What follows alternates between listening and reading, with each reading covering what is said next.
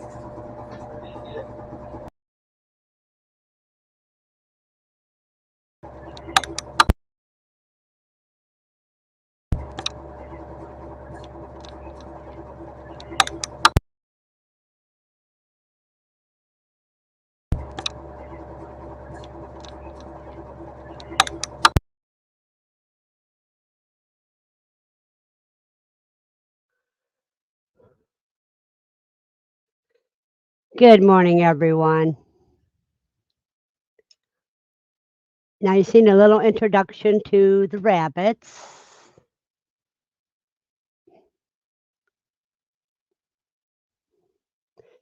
Let's see. Buenos Aires. Good morning, Carrie.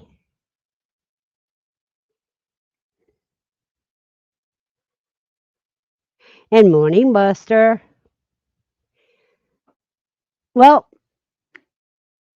I gave you a little sneak peek on the rabbits I got from Andy. And they already come to the door and wanting petting. So every time I open up their cage,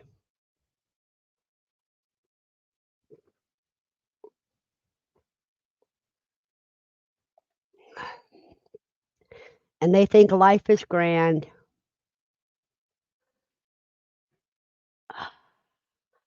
Let me get that down a better slap. There we go. I say so too, Randy. I mean, Andy. Randy. They are beautiful. And they're so lovey dovey. Good morning, Matt. How are you this morning?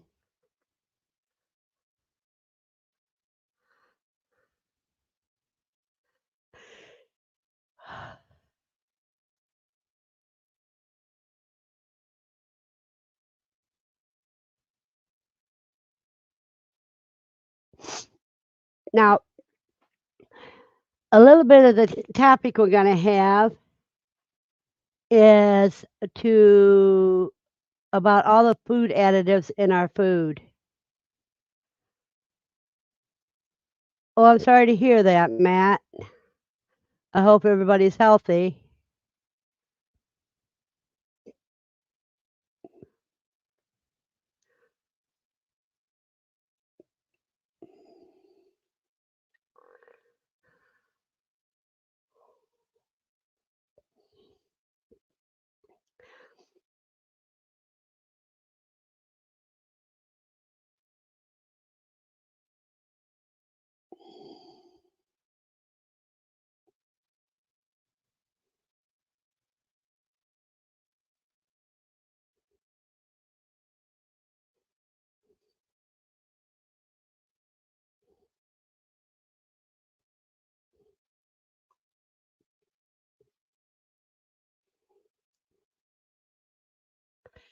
Because this morning we're going to be talking about some food additives. And the additives that I did some research on were actually what is in cereal.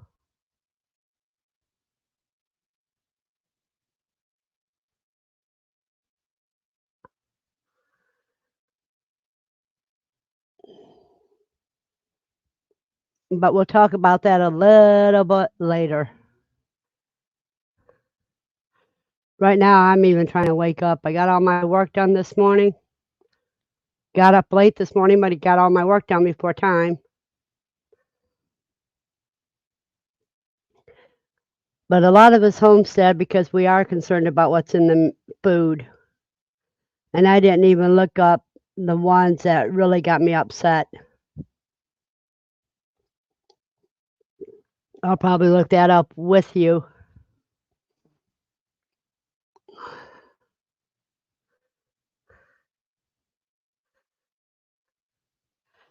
Well, sometimes finding out what you have in your food can help you figure out what is causing you problems.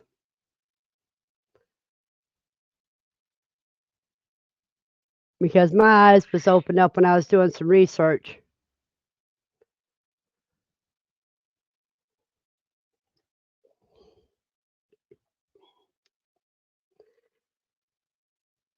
And that's just I just did 2 ingredients, like trisodium phosphate and TBHQ, which is what they use.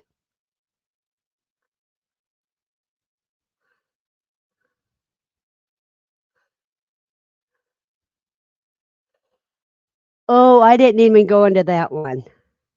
That's cellulose, if I remember correctly.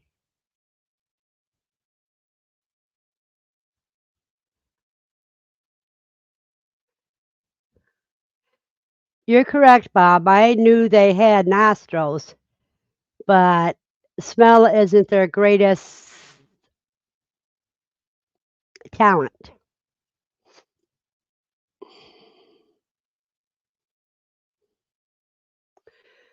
Yeah, I don't have a loaf of bread here to be able to look at the ingredients in a loaf of bread, but I know they do have the wood pulp in bread.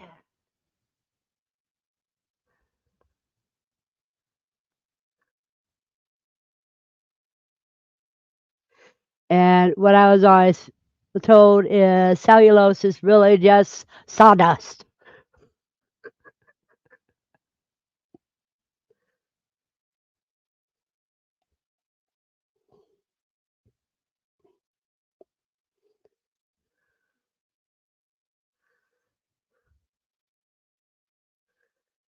Good morning, Bud Files. Now he's a great supporter. Anybody with YouTube channel needs to connect with the Bud Files.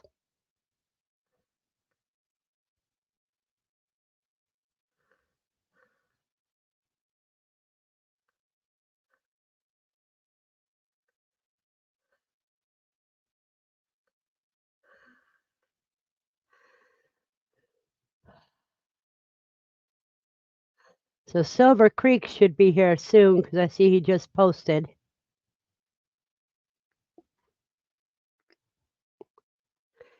And I do need to open up something real quick here, you guys.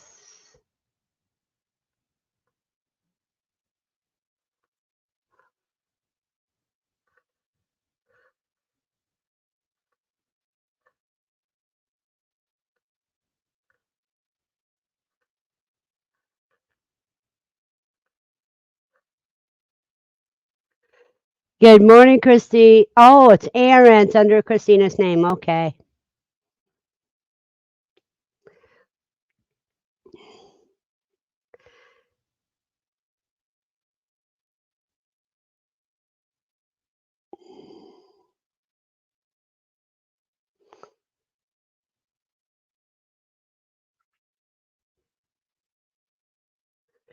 Where's Christina today, Aaron?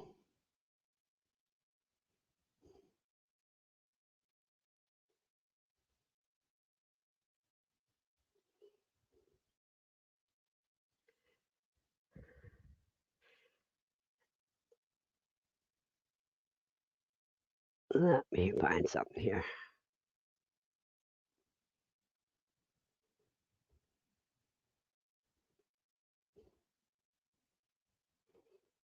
See, we're letting everybody get in here.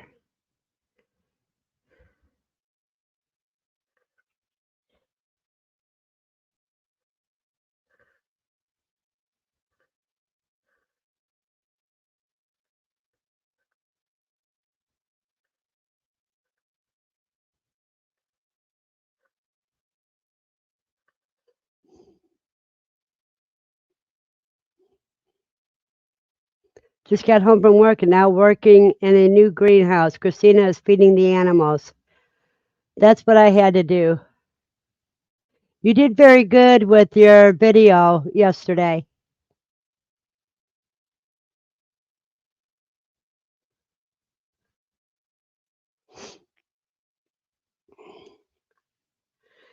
And Matt, will you be going live tonight?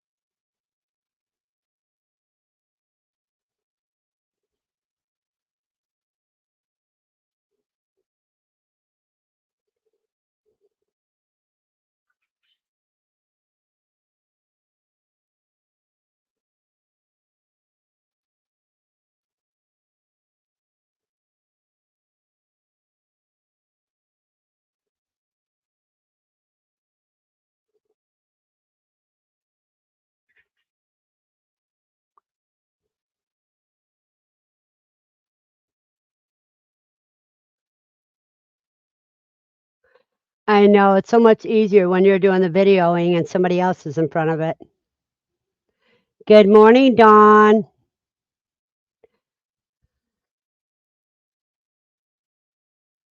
I'm having to play out by ear tonight. Unfortunately, I may have some family things to deal with. Sorry, not much notice. That's okay, Matt. Life, you have to take care of family first.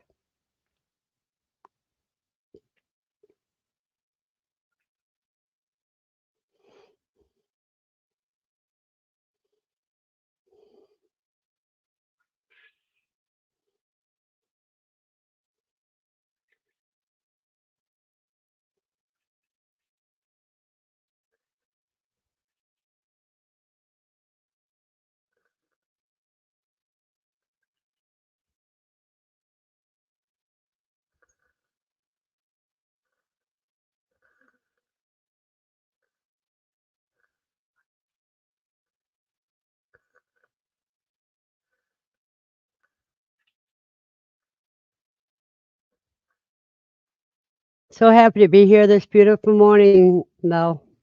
Yeah, it is a beautiful morning. Verna, video is a bit fuzzy, hard to read text at the bottom screen. Maybe just me. Yeah, maybe. Anybody else having problems with seeing the video and the screen?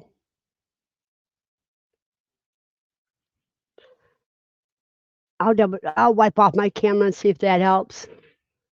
That help any? I see it fine on my phone. It's fuzzy. At least we're getting cooler weather here. Yeah, right now, according to one thing, it says it's 57 degrees out here. In my apartment, it is 71. It was 68.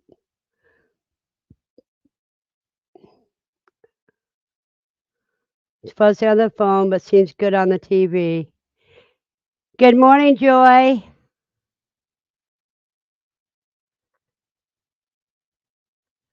We are not getting cooler weather. We have been sweating since 5 a.m. Oh my goodness.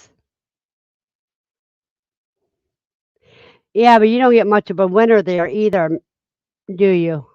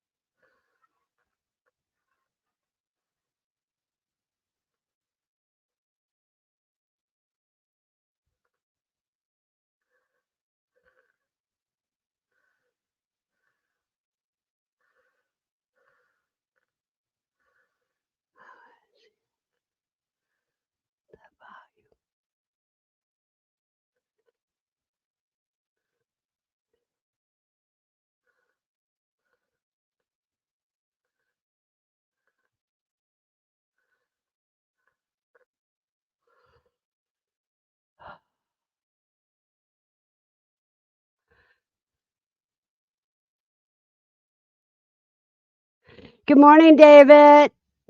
Good to have you here. David's another one. If you want to grow your channel, David Lynn Pepper Principle is one you have to get with because he's also very good about that. It's 48 for you this morning, mid 59. Diane, good morning. Good morning. Looking good and cool here.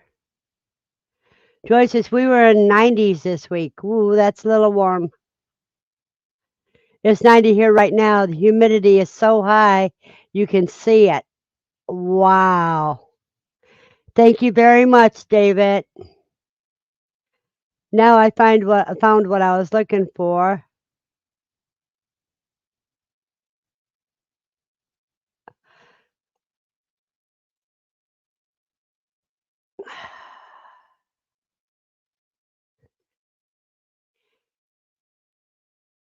Here we go. We still keep talking while we watch the girls mess around.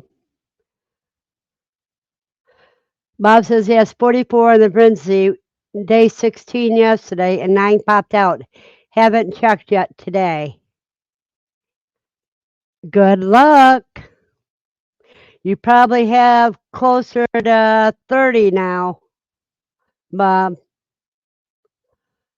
Mine don't go until lockdown until the 21st.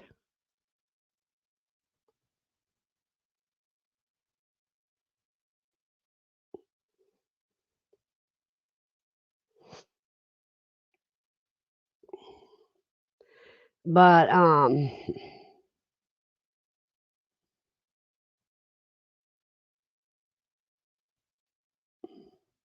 see how pretty those girls are? I just love them. And Lucy's a little jealous. She's here.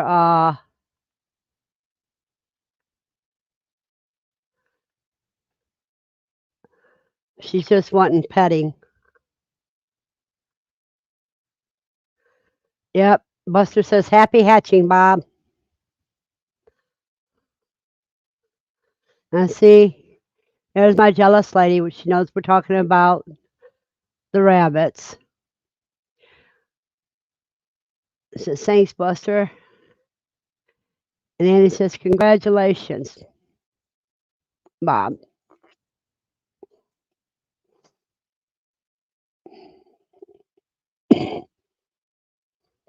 Did you try giving more oxygen to them, Bob?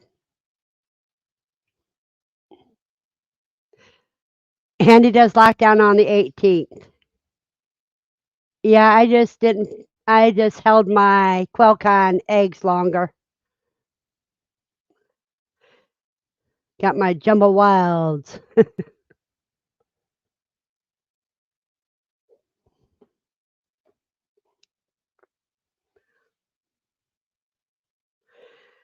Yeah, it says very cool, Bob. Bob says been stuck at 50%. Hope it's better this time. No extra oxygen yet. Okay.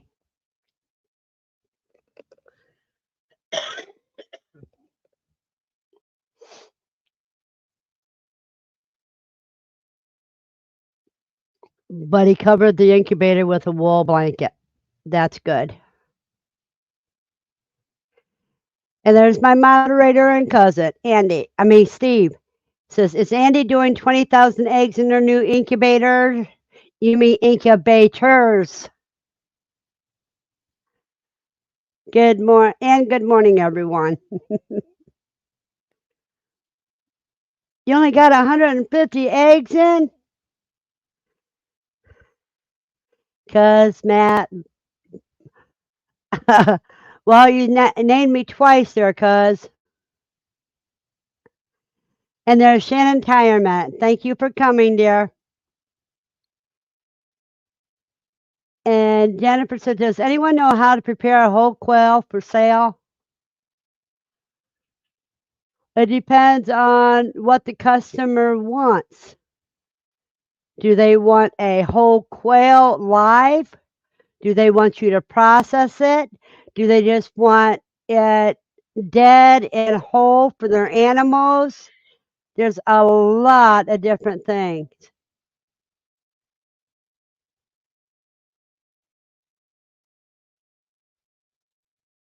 I think that is Aaron.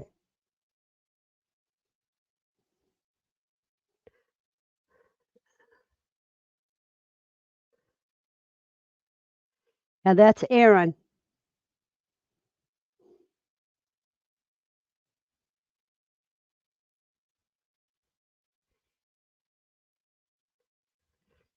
Jennifer, for sale or meat? Jasmine has a video on it. Yeah, Time and Timber.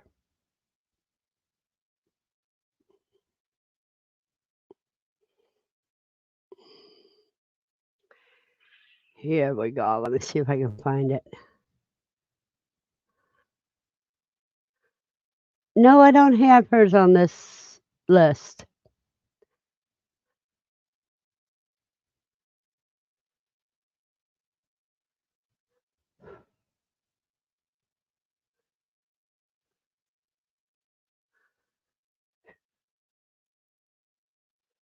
See, Jennifer, you have to answer some of these questions so that we can. They just want it processed. Do they want it whole or processed?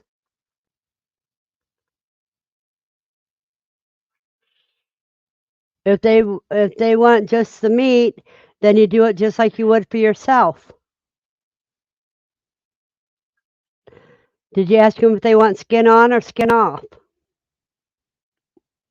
'Cause that's a difference too.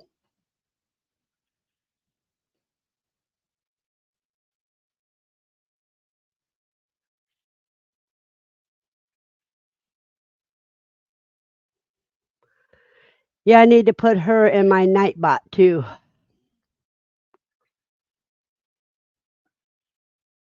But I'm waiting for her to do more videos because she's supposed to be starting on that. Okay, do you know if you want it processed with the skin on or off?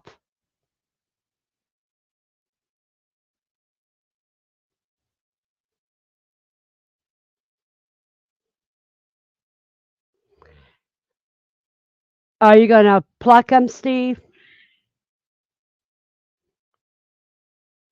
Or should I say rub the feathers off? Skin on. Okay. Then you go to Jasmine's site, which Steve showed you, and she can show you how to do all that.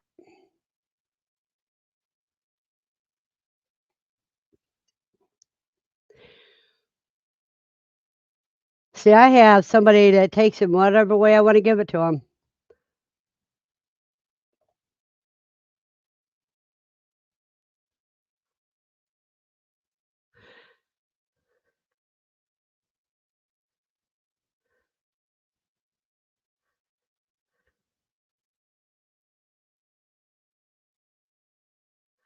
Recently did a batch of skins on, dunked them in hot water, feathers rub off easily. Yeah, they do. In fact, for the small feathers, you can even use a towel and just rub it up in the towel, and then shake the towel out and do your next one.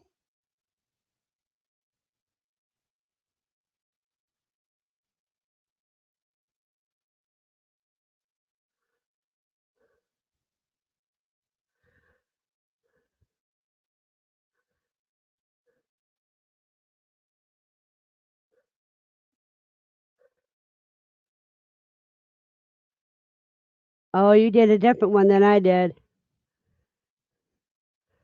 Mine shows the long one instead of the short one.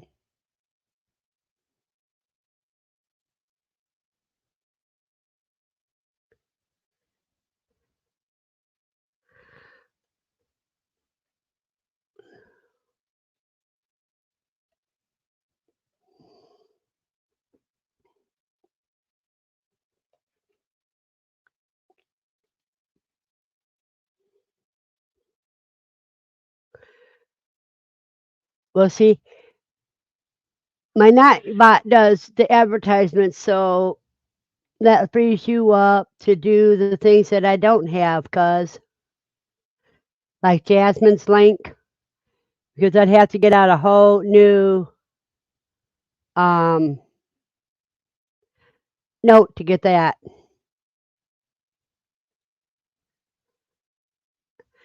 Yep, I watch them.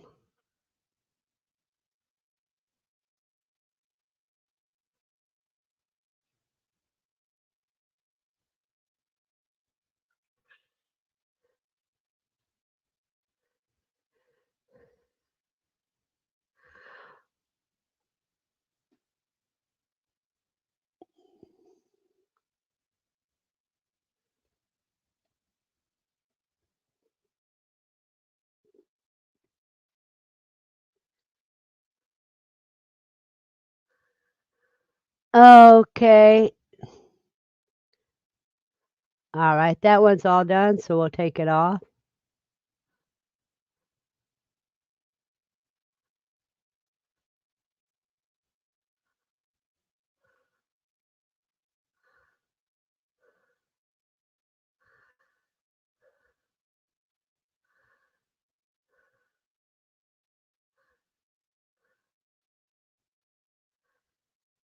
Yeah, he does do. I plugged two during my last processing. Wasn't too hard at all.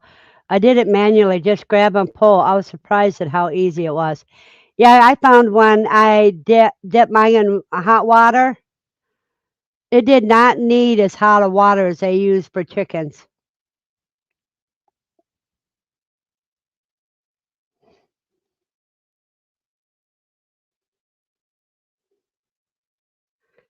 You should have got some earrings with it. The wishbone earrings are fabulous.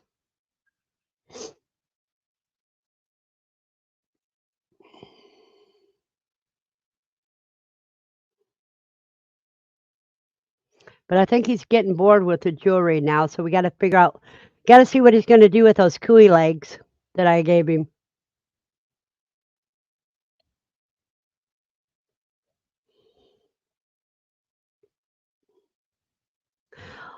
Oh yeah, but he also makes the wishbone earrings.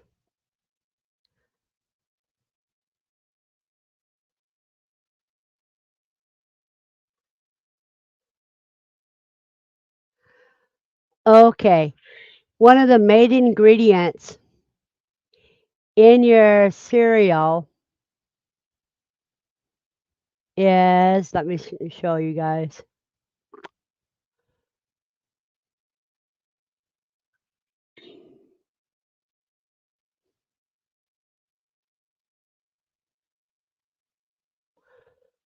Let me get that enlarged some.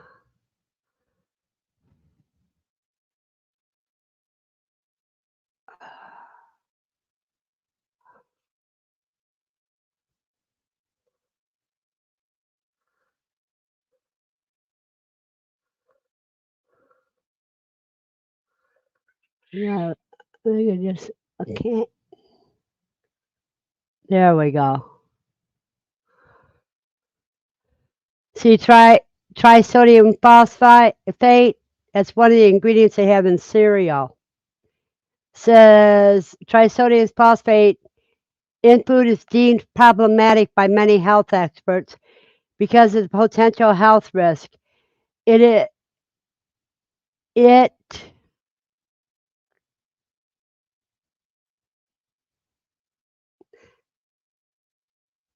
it can cause. It is believed to cause kidney damage, soft tissue calcification, and bone calcium removal. Continuous ingestion over long periods of time is linked to bone density disease, such as osteoporosis. It's in kids' cereal, the kind that kids like. What does trisodium phosphate do to you? Severe damage to the mouth, throats, eyes, lungs, esophagus, nose, and stomach are possible. Long term outcome depends on the extent of this damage. Damage to the esophagus and stomach continued to occur for several weeks after the poison was swallowed. In other words, they ate too much of it, and you might as well say they've been poisoned.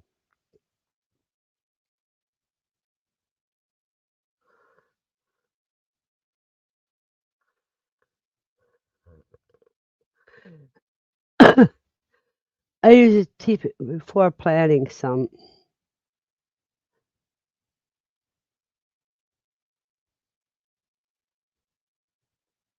You use a teaspoon of phosphorus. Yeah, trisodium phosphorus. Yeah, that's about what it's good for. You have to be careful though.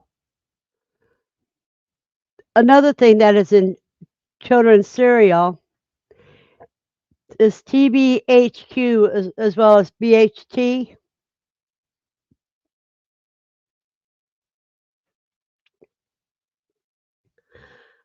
Again, according to the FDA, it is safe to consume up to zero point 0.7 micrograms of body weight of TBHQ per day, but it can be difficult to determine the exact amount of it you're consuming, especially when food labels don't detail the amount of TBHQ in their product. What does TBHQ do to your body? According to the National Library of Medicine, cases of vision disturbance have been reported when humans consume TBHQ. This organization also cites studies that have found it to cause liver enlargement, neurotoxin effect, convulsions, and paralysis in laboratory animals.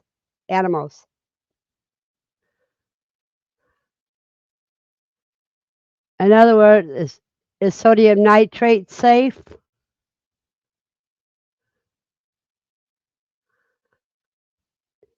Exposure to very high levels can cause trouble breathing, collapse, and even death. Sodium nitrate can cause headaches, nausea, vomiting, diarrhea, and abdomen pain. No occupational exposure limits have been established for sodium nitrate. Is sodium ethrobate bad for you? Excessive amounts of sodium ethrobate in a person's diet can increase the levels of acid compounds, which can trigger both kidney stones formation and gout. The next time you go to the supermarket to buy something for breakfast, take a look at the ingredients and see if it contains sodium ethrobate.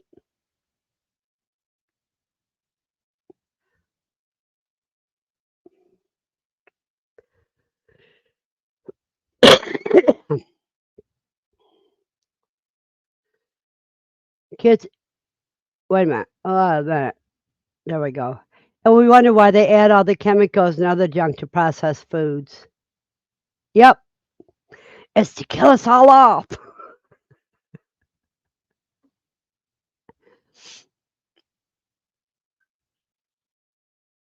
But the first two ingredients are the in every kid's cereal. And then you wonder why there's problems with kids today. It's because of what they're eating. I mean, I just looked at three things yesterday.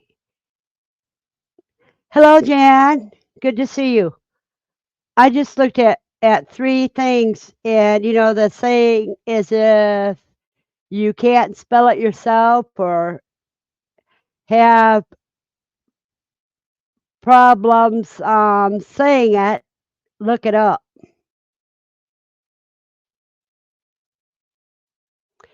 Yep, clean eats is the way to go. We got to raise our own food. Jan's driving, so she can't tag anyone, but she's saying hi. Jan, don't just listen when you're driving and don't text while you're driving, please. We want to keep you around a while. Andy says, I have come to believe Americans is just a yeah, we're guinea pigs for big pharma and big companies. They don't care about you, they only care about the profits. And any way they can cost that they can cut a nickel to make a dollar, they're going to do it. And they don't care who they hurt in the process.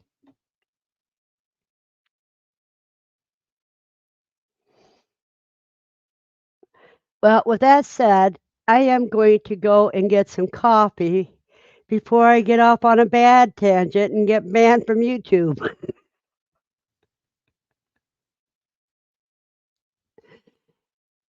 Because, I get focused too much on one thing, then I get madder and madder, and I'm liable to say some things that shouldn't be said in public.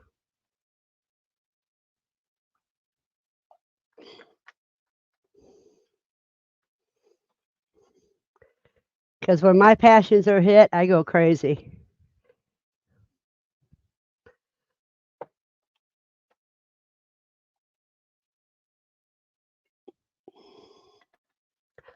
Oh, and if you guys want some fabulous honey, you got to speak to Aaron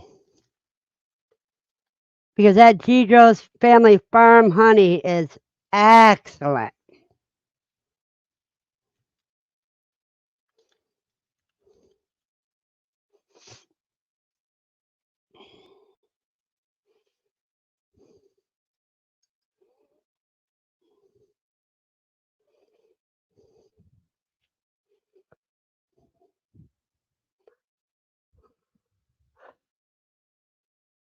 Okay, let me catch up with the chat.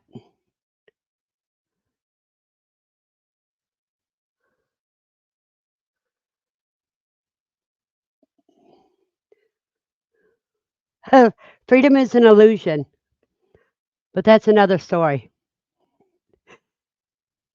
Hey, there's Tickle Trunk. She forgot to say hi. I've been here listening.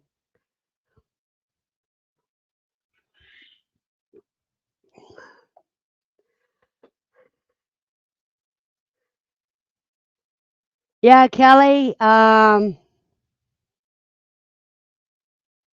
A lot of things that cause what a lot of children are suffering come from the cereal itself. Matt says, love your passion and speak true, though, Verna. Oh, I speak true, but I don't want to go overboard. Hey there, Steve. I do need honey. Let me see if I got Aaron's store. Um,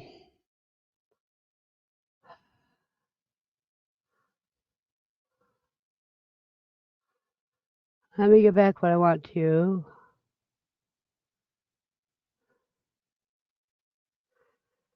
No, I got to get his store yet. Steve, do you have the link to Aaron's store that you can drop?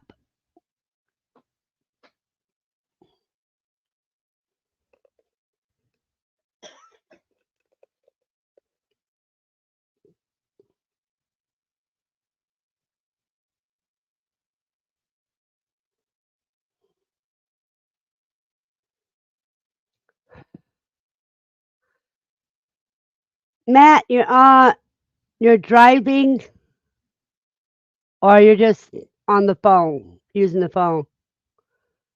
I haven't tried Aaron's honey yet. I'll add that to my breakfast cereal right now. My breakfast right now. Meow. We just found out someone I love very much has breast cancer. Makes you really concerned about what's in the food. Exactly. Good morning, Yude. Nice to see you this morning.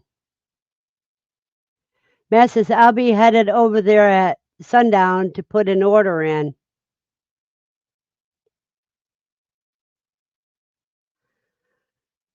WFK. I don't know what that means for sure. Andy.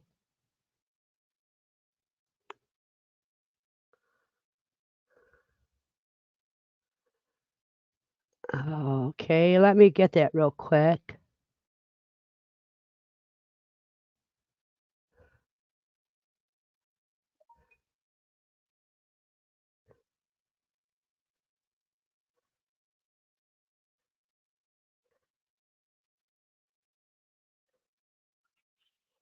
Now I can add that to my notes here.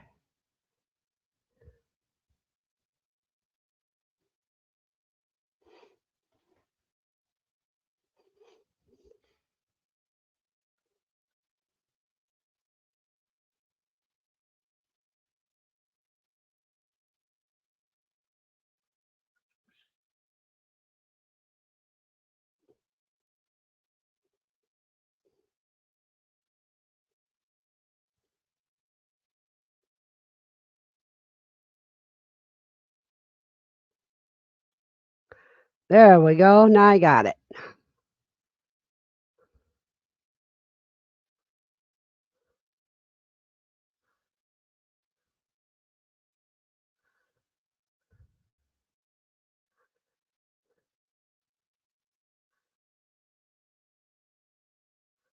Holy freak that honey.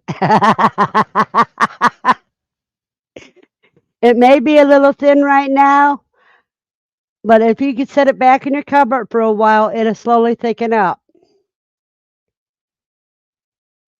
And you know, if you want to know if honey is real honey or if it's got the additives to it, like corn syrup, when you buy it at the store, just set it in your cabinet for a couple months. If it don't start to crystallize or thicken, then it's been cut. But I know Gedro's honey is pure.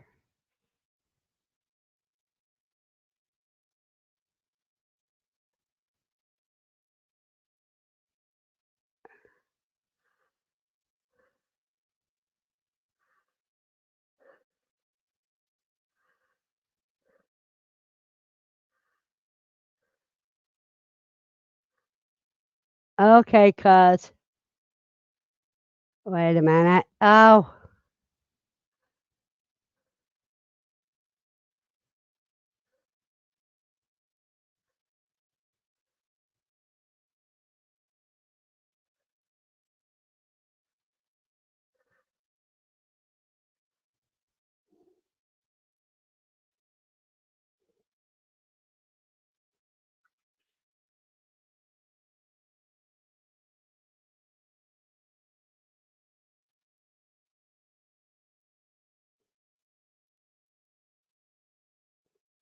having a little problems getting everything to work the way I want it to.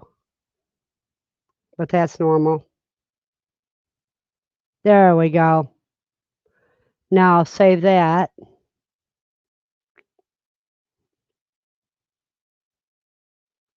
He says, I got a question, Faye. Have your baby quails walked fine when they're born, then suddenly lost the ability to walk with seizures at around a week old? No, I've never had that problem. What are you feeding them?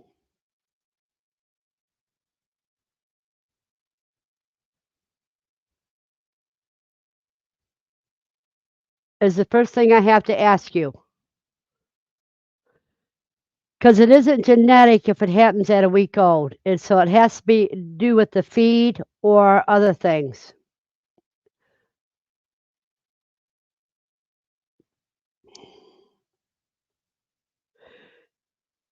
Frina game bird 30%.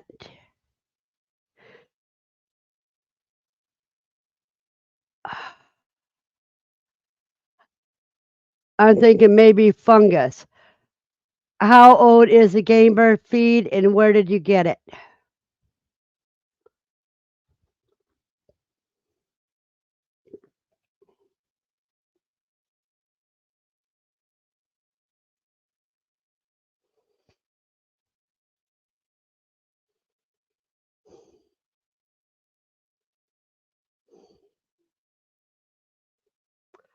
Ah, yeah, they've been doing selling some old stuff. I would take it back. No, at a week old and they all of a sudden having a hard time walking and having seizures.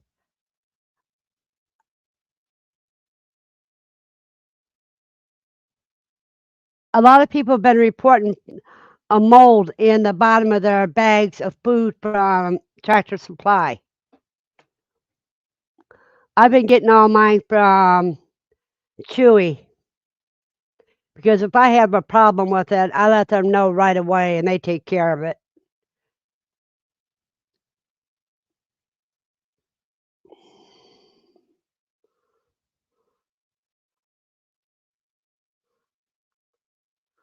Well, welcome back, cuz. Wow, you didn't know that. Yeah, I have been seeing a lot of it lately. You're not the first one.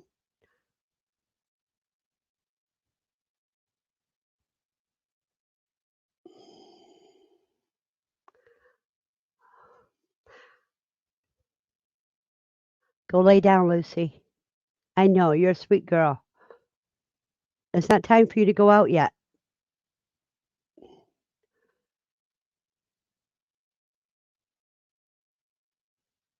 Yeah, because I think there was some questions in some of the groups on Facebook, and somebody brought it up on a YouTube I was in. I can't remember what. Oh, I'm sorry. I forgot to turn my camera back on.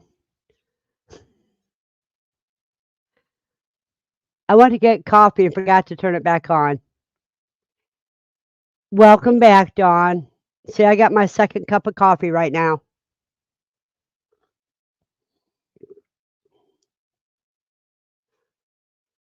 See, because you forget to say you were AFK and I forget to turn my camera back on because I'm focused on the chat anyhow. I don't look at myself that much.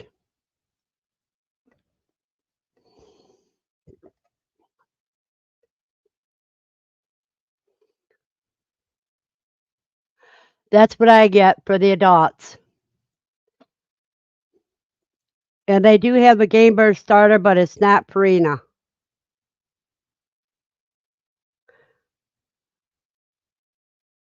In fact, it's just 30% grain bird feed. And that's all I use because it's crumbles. So what's the difference? So I use that the first 6 weeks. Then I transition over to laying mash.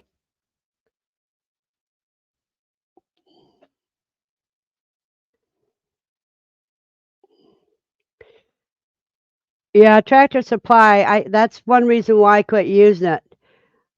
You know, when they had the problem with some of their own brands of feed that they did not have what in it what it said it had in it, and people's birds quit laying eggs.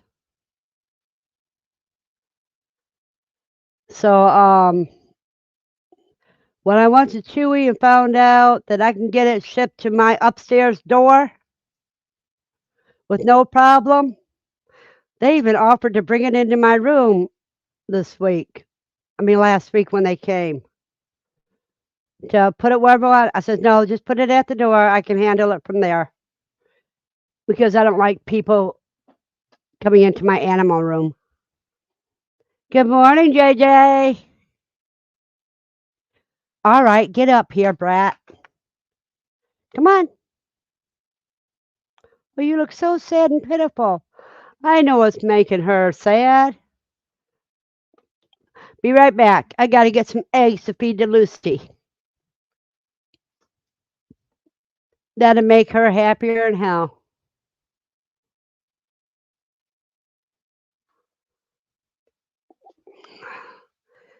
And round she goes. Where she stops, nobody knows.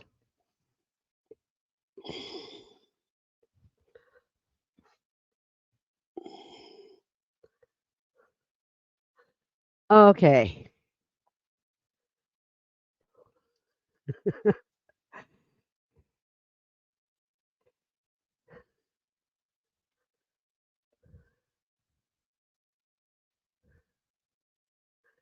I'll put 2 more in there for you, Lucy. I got her 3 eggs. That makes her happy. She was looking all depressed because she wasn't getting any attention. You guys were getting it all.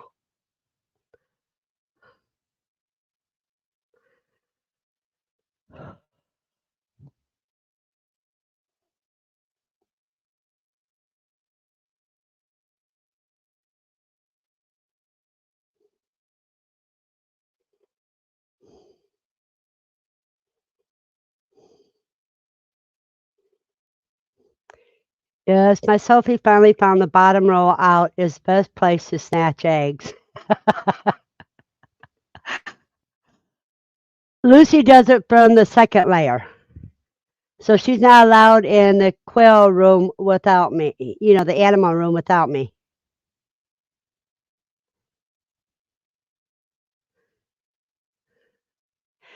Yeah, that's understandable, Bob, because if you're using it for allergies to strengthen your immune system to local allergies, that's the best way to do it.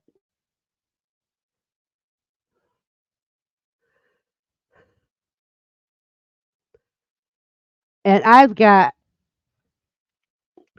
my hard neck garlic bulbs that I'm going to be planting this afternoon when I do watering. And then I water them in. And then what's left out of these that I don't plant is going to go into my garlic and honey tincture.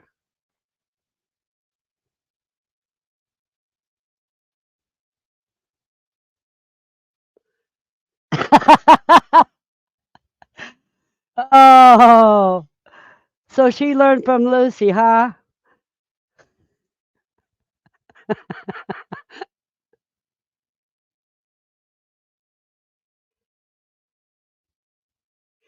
How many jars did you get? I only got one jar.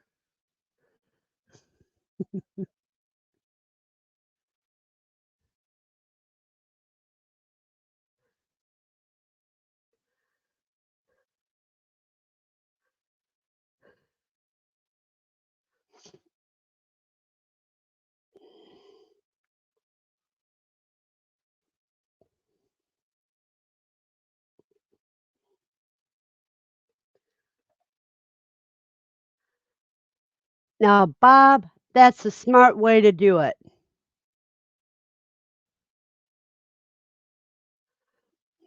It depends on how um, thick you want your chili. I'd start off with, say, I don't remember how much is in your package. So I would start off with a cup to cup and a half of boiling water.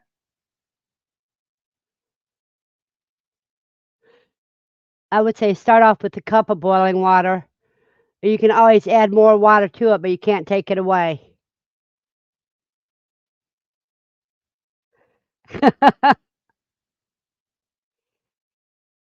Hello, Zach. You got two. I only got one. But you gave them entertainment, so I can see why you got two.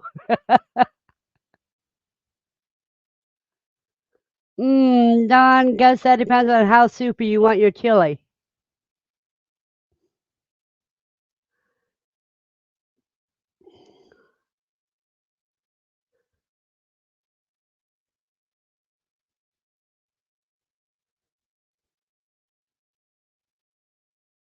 That's true. Yeah, see, what when I make chili, you have to be able to stand the spoon up in the pot because that's how my belated husband would measure the goodness of chili. I set eggs Monday for my birthday hatch. Cool.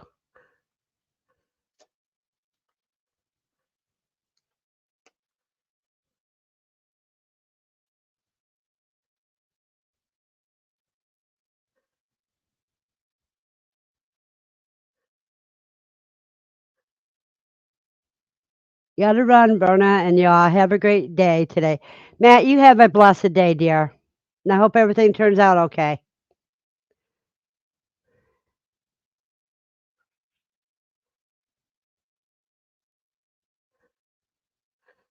Well, I'm very popular with Nightbot. I think it's flirting with me. It's what you're saying. You keep saying hi to everybody, where you get away with saying hey instead of hi, and it won't do that.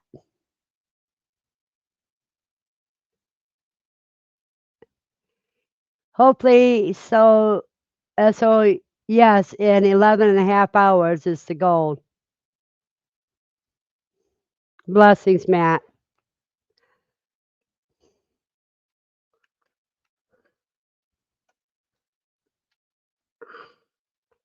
But as I was saying, I got what they call garlic bulbs.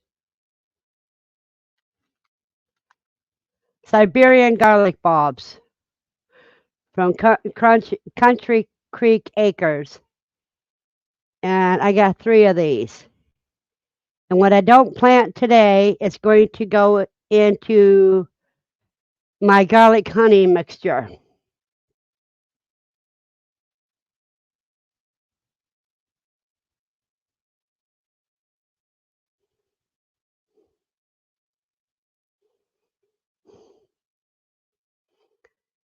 You're ornery, Zach. You know that.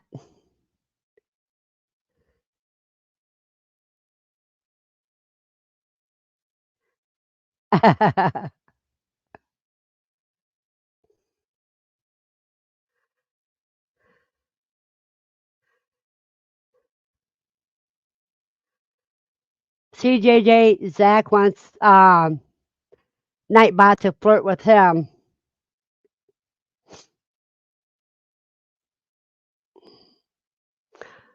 Kind of, sort of. Let me show you what I've got so far. I didn't have very much garlic in the house, and I wasn't going to use all that I made. So you see,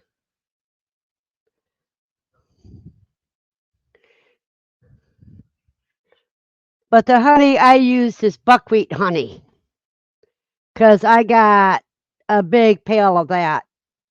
Not a 5-gallon pail, more like a gallon pail. And I could put more garlic in there.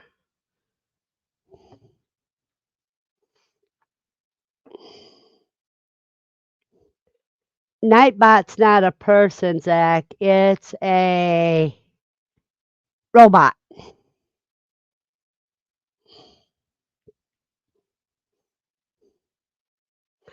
I should do garlic honey. I think I have 3 to 4 pounds of garlic I grew this year. Yeah, what you do is fill a pint jar about that high with garlic, then cover the garlic in honey, and just shake it up every time you look at it to keep the honey covered. And my buckwheat honey is really thick. It's kind of crystallizing, and yeah, it's doing good. So I need to do another jar of it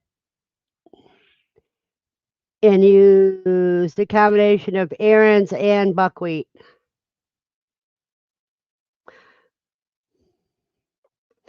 No, I'm just going to use the buckwheat honey because Aaron's honey I want to thicken up a little bit.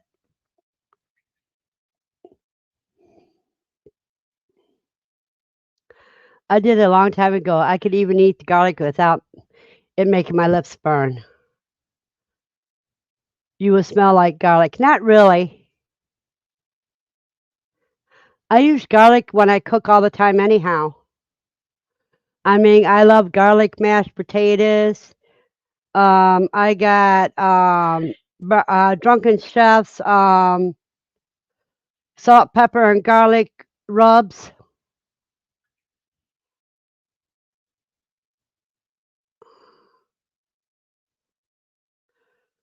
For the longest time, I've been meaning to set up Nightbot, but I still haven't. Well, you have to put actions behind thoughts.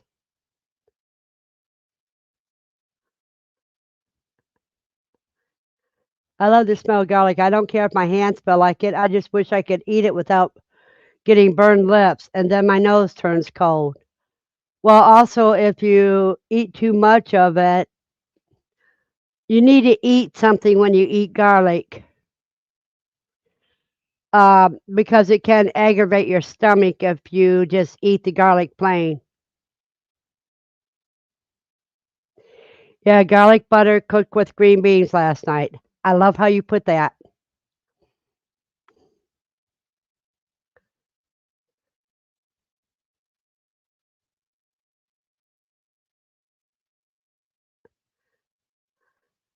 All right, Zach, behave. This is a family friendly group. That's why I keep my rants down to a minimum.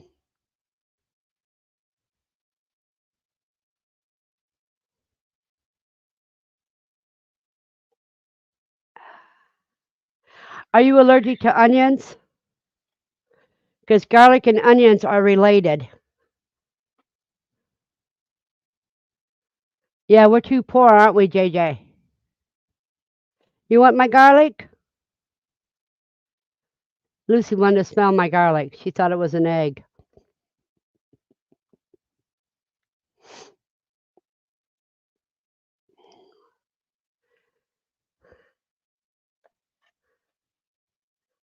Okay, so then you are more than likely allergic to the garlic. Because if you're allergic to onions, you're allergic to garlic.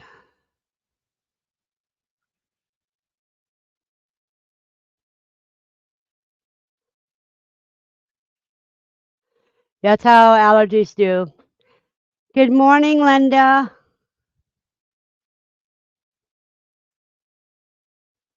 What are you putting on your encouragement wall, Linda?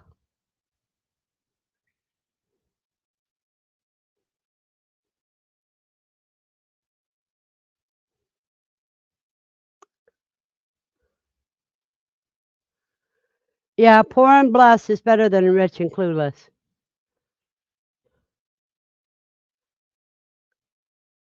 You know what? That's not quite right. You can be poor but still be rich and blessed. But wealthy brings on a whole new set of problems. I am very rich, even though I'm penny poor.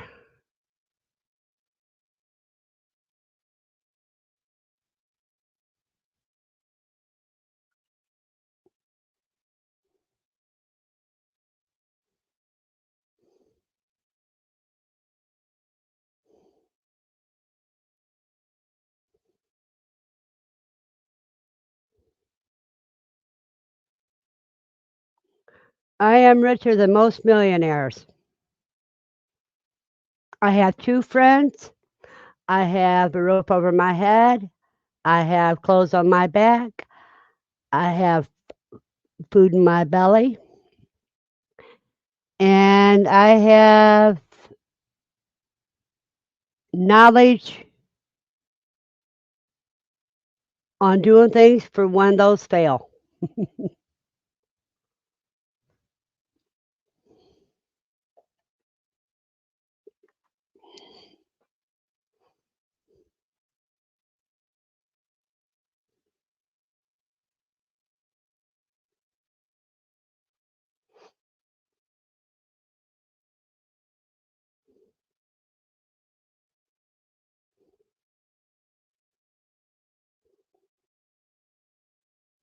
I figure like this every morning I can wake up, get out of bed, take Lucy for a walk, come home and have something for breakfast, then I know I am blessed. In fact, just being able to open my eyes and get out of bed is a big blessing itself.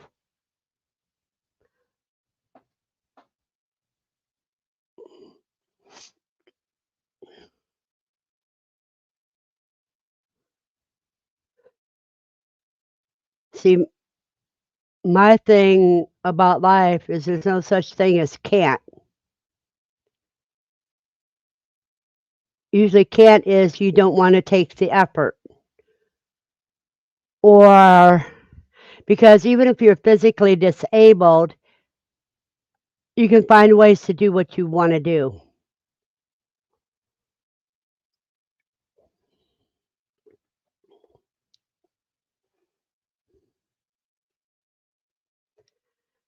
Now, I need to shut this off because I need to light a cancer stick.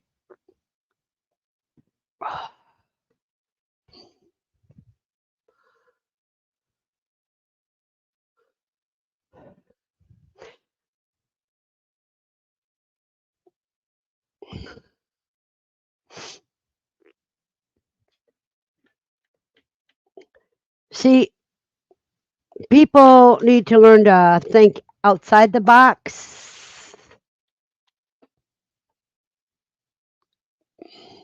take on a new way of looking at things, because your only real limitations are the limitations you put on your own mind. Because if you can imagine it, you can do it.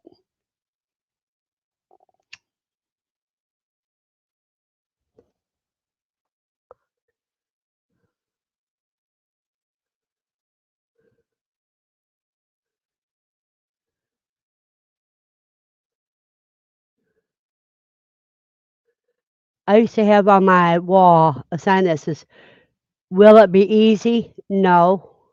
Will it be worth it? Yes."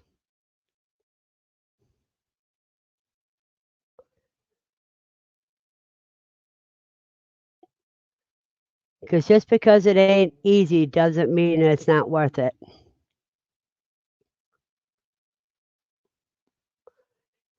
Okay, you guys, say something. I'm tired of preaching.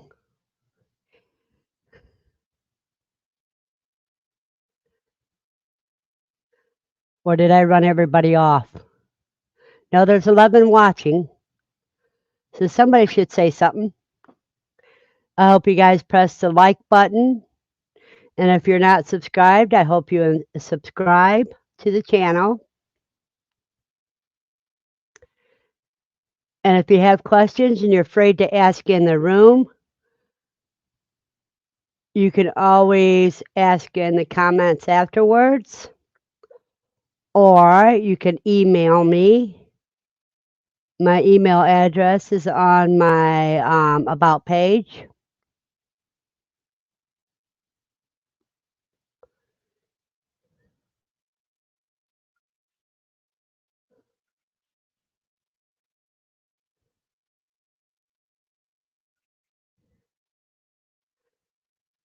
So, Linda, what have you been doing since the last time we talked?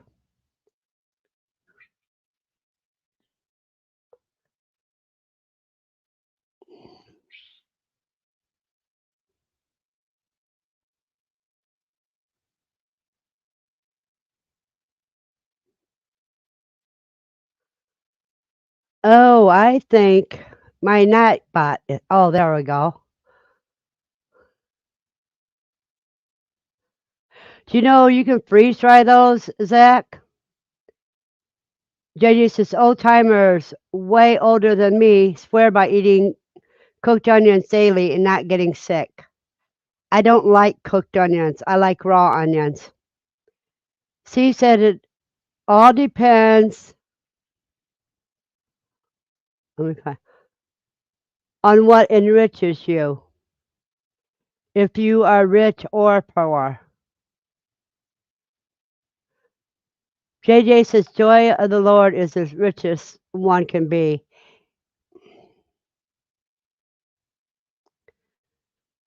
Linda says your words and actions quotes. Cool. I'm glad I can inspire people. Just checked. Looks like 12 this morning from 44 in the incubator, but could be more. Moving fast. Did you check your humidity in there too, Bob?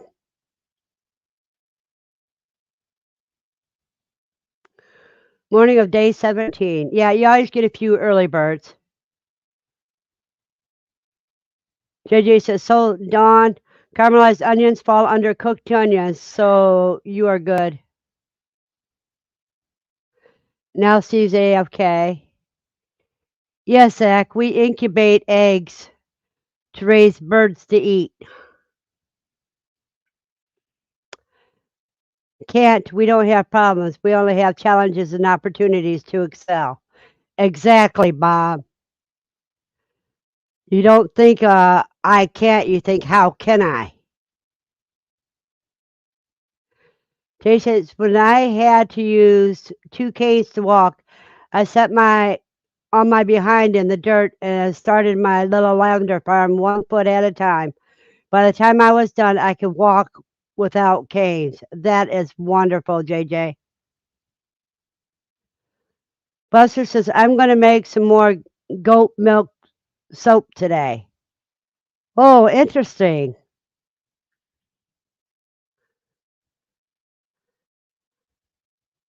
Don says, well, I like that sign you had on your wall, LOL. I'm here, haha. JJ said, granted, neighbors walking by started pitching in until I had half of an anchor tail, LOL. Hey, you inspired them. Steve's back. Hello, Steve and Tina.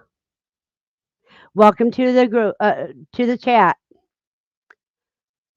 Linda says, I'm cooking breakfast and listening in. That's good, Linda. I missed QuailCon because my daughter was having a baby. I remember that now. What did she have? A girl? Oh, a girl or a boy?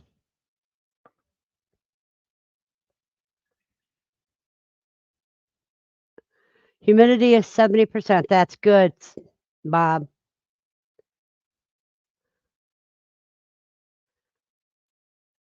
No one says, JJ, I tried for a couple years to find information on this allergy with onions and garlic, and I can't find anything.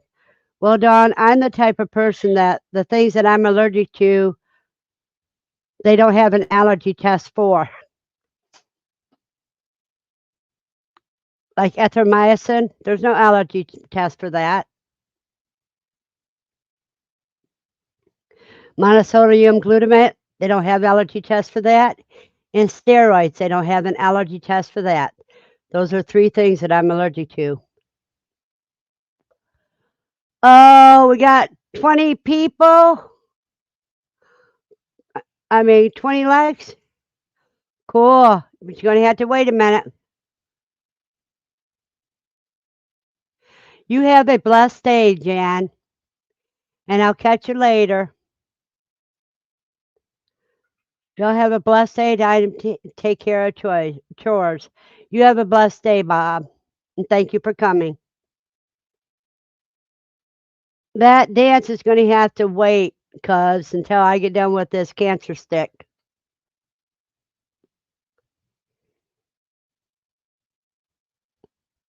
Oh, wow. Boy, 9 pounds and 12 ounces. Do you know how many inches it was?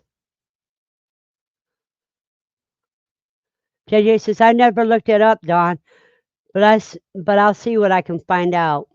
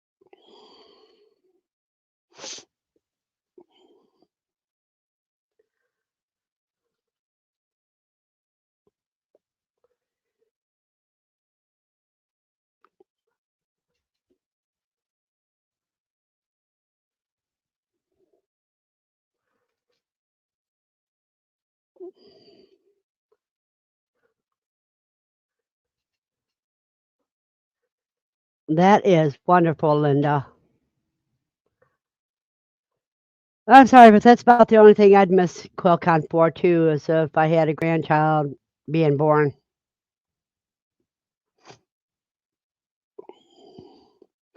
I want, oh, 21 inches. That is wonderful.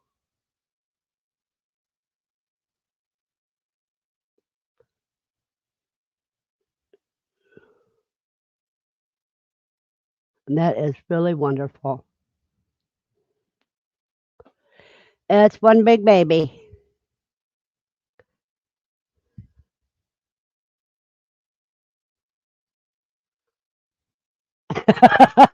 Steve, you're bad.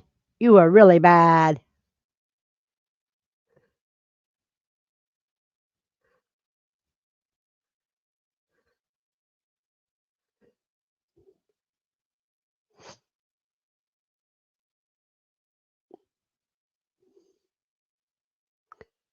But Linda, I know I've got some of the videos on QuailCon, and there's been some that's been posted on Facebook.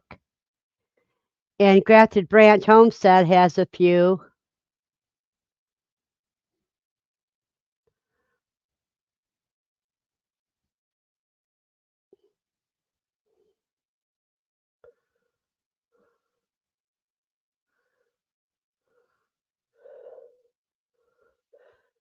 So you can see quite a few of them. And then Chris from Slightly Redneck was all over the place videoing for Zach so that they can use those as promos for next year. And QuilCon comes earlier next year. August 31st to and September 1st are the 2 days of QuilCon. Yeah, Buster, he's already packed because he hasn't unpacked. He only unpacks what he absolutely has to take into the house.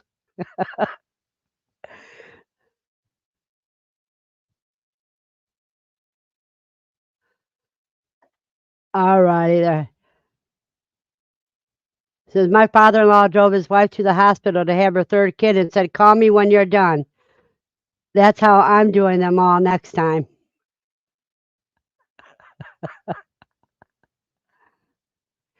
Actually, Buster, I'm packed for 2024. The only problem is I can't put any feed in my truck. So that means you need to have your feed delivered. Use Chewy.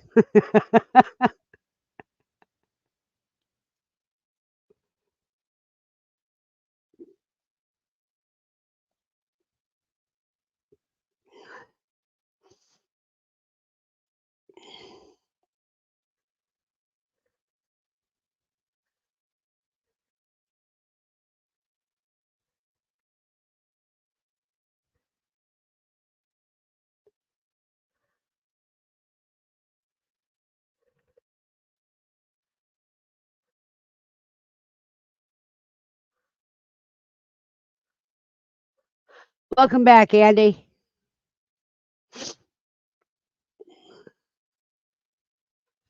Boy, my allergies are bothering me today. I had a sneezing fit just before live stream. He says, I'm going to have to do like Jesse Mills and get me a trailer.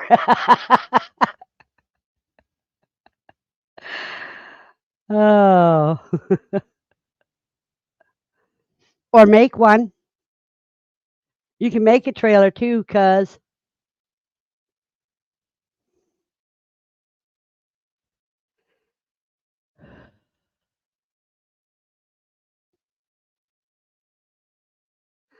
I need to take a trailer with me next year too. Yeah, we had your van packed pretty tight.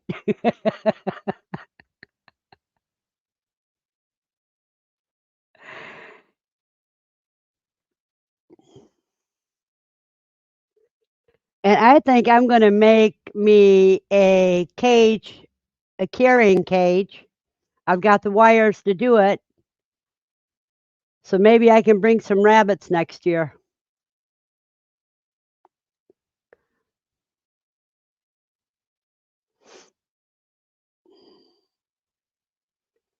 Andy, next year I'm going to give you my money to buy my ticket for me.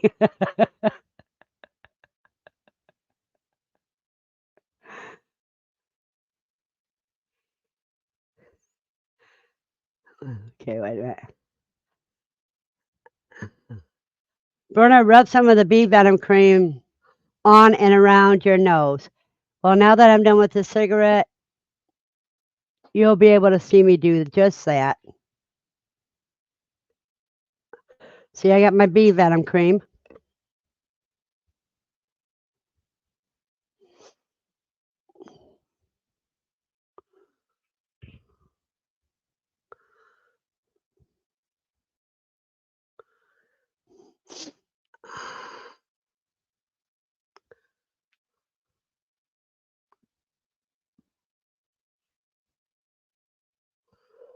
There we go.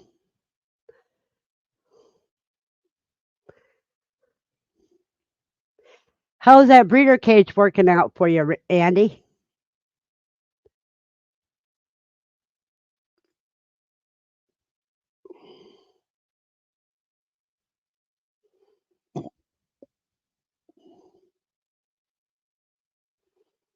I think they need to put a little less wax in this and put more oil in it to make it easier to rub.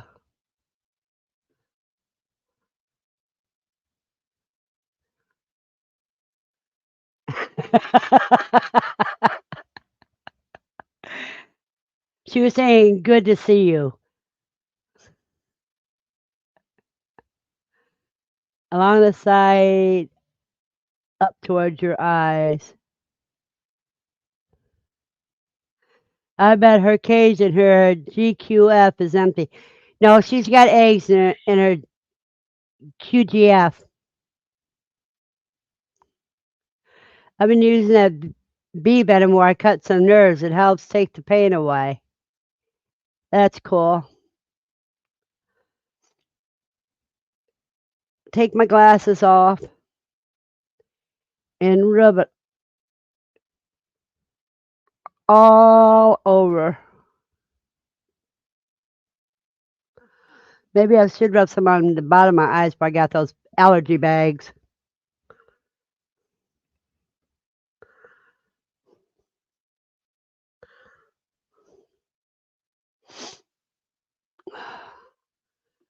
Now to put my glasses back on.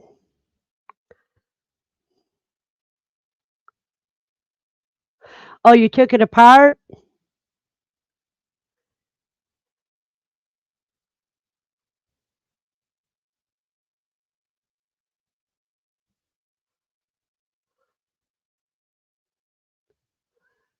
Yeah, mine go on lockdown on the 21st.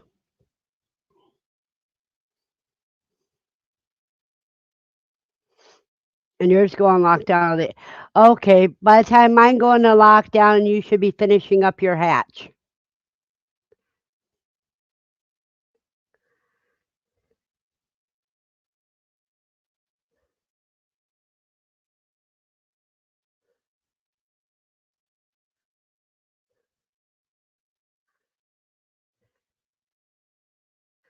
If bee venom is good for pain, should I rub some on my kids? Zach helped me take it apart to get it to fit in the band better. Okay.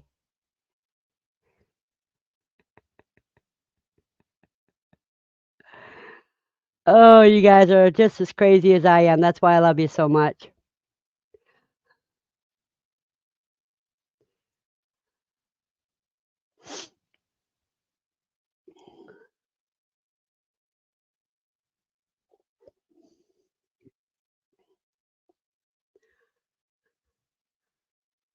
He says, I go into lock on the 28th.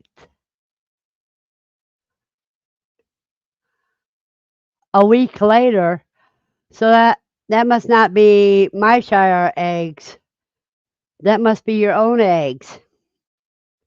Didn't you get any from my Shire when you were there?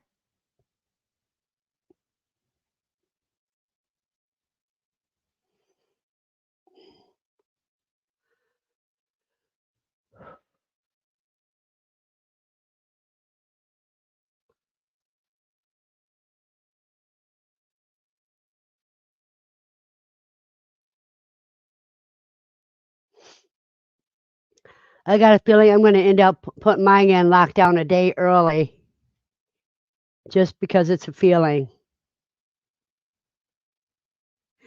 Steve, I don't know about pain in the butts, but would help hemorrhoids.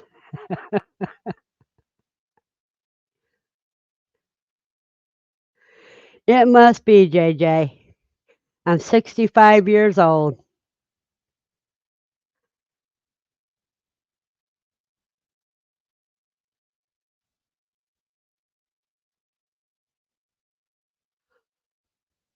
Oh, cuz that is so sad. Me, I would have to make room. even if it's putting them in the glove box.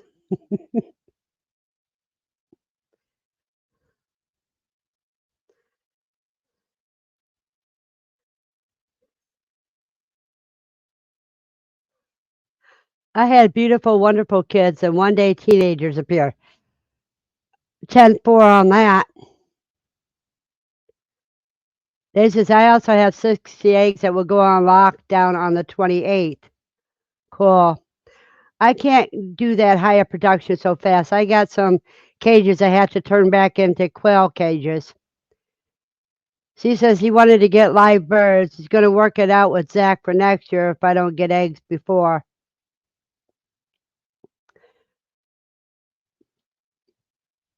And Dawn's laughing at Andy. My eggs rolled up in the front seat. Well, he had kids with him, so that wouldn't have worked. She says my truck was so full it wouldn't have held a fart.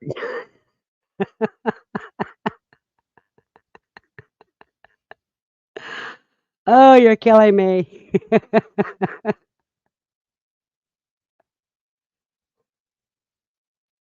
I guess I could have left the kid to have room, but like Jenna, too much to have done that to her. Yeah, you like Jenna too much. You could have pawned one off on me and I would have put him to work until you came back and got him.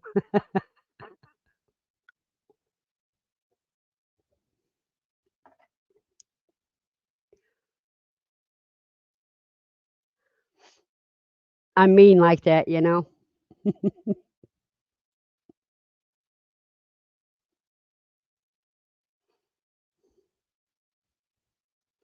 I guess I could have left the kid to have room. Okay, yeah, I read that. What time does my shower auction start today? I start checking around noon.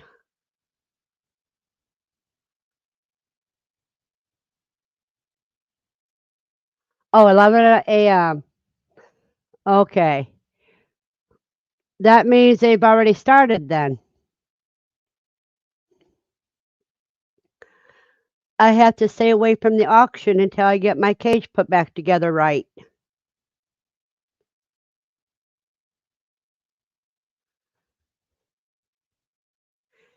Ooh, egg auction. Oh, starting at noon until 3 p.m. Well, that's in 30 minutes. Well, for me, noon to 3 p.m. is in 30 minutes. 11 Central. See, if people want, they could buy me a cup of coffee.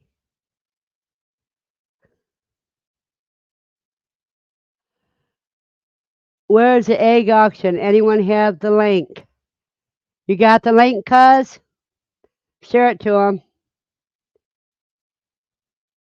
Hey, Gary, what are you raiding us for? And there's KY Pepper. Cool. And Butler Family Farm. Cool. See, Butler Family Farm is. I got his name somewhere around here. Can't find it right now. I'm just as crazy as ever.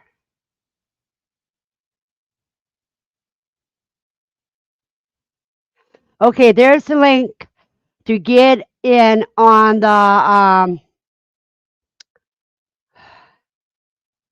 egg auctions.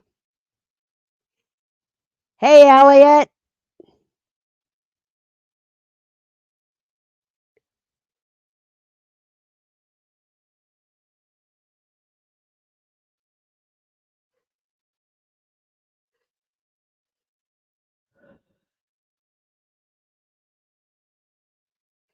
Hey, Des.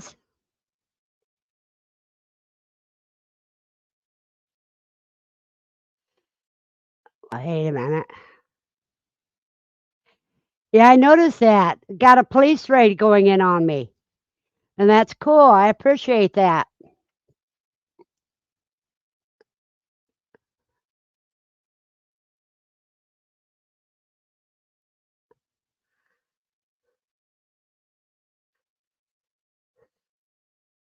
These are all channels that if you want to grow your channel, it's good to get caught in with them. And see, there's Gary again, 29 perfection. Oh, I didn't do my dance from 20. So I say, whoo hoo hoo. Now, if we get to 30, I got to stand up and dance.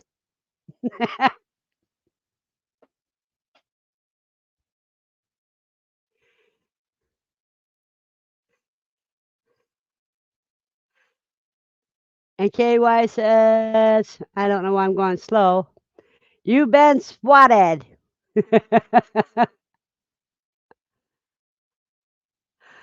Why am I anxious for the auction? My incubator's full. It's not like I have a GQF. Yeah, Jerry. I know, my mind, I'm getting a headache. Hey, cuz, do I have 30? Yeah, I do. Woo-hoo-hoo. 30 likes.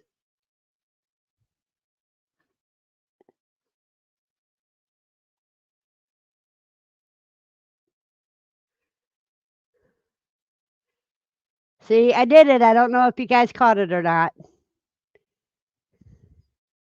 And David's AFK. He's away from his keyboard.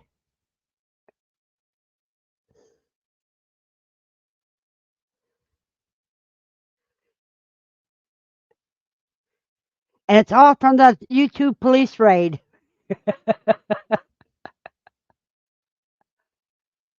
uh, did you guys see the 30 dance? Mine glitched for the stand up dance. So that's what I figured. So you go, yoo hoo hoo hoo hoo.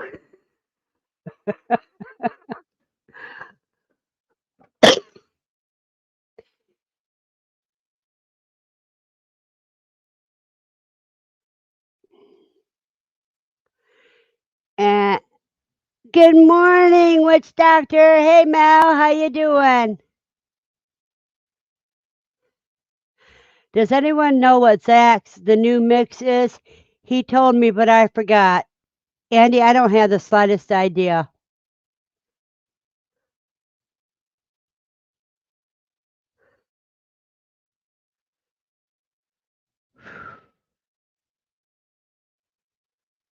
You guys give me a minute. I have to put Lucy out.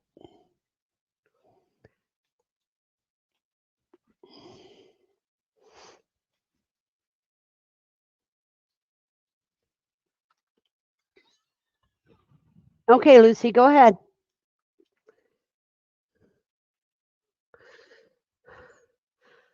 Go outside. Go on.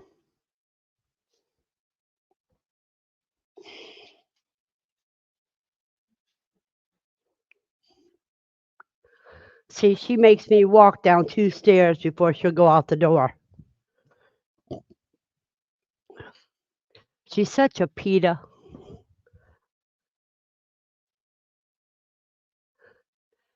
Was just about to get coffee and remember Verna loves coffee. Who, me? I'm about ready to get my third cup.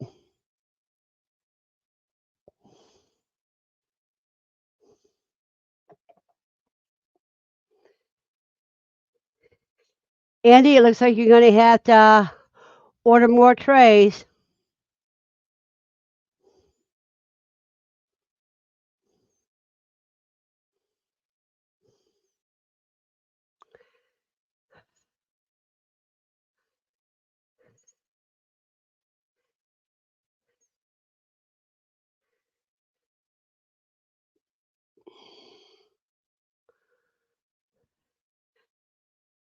Well, they're supposed to get all unpacked before they take it back to load up again. So, Mel, have you guys got unpacked yet? I need to get some more coffee.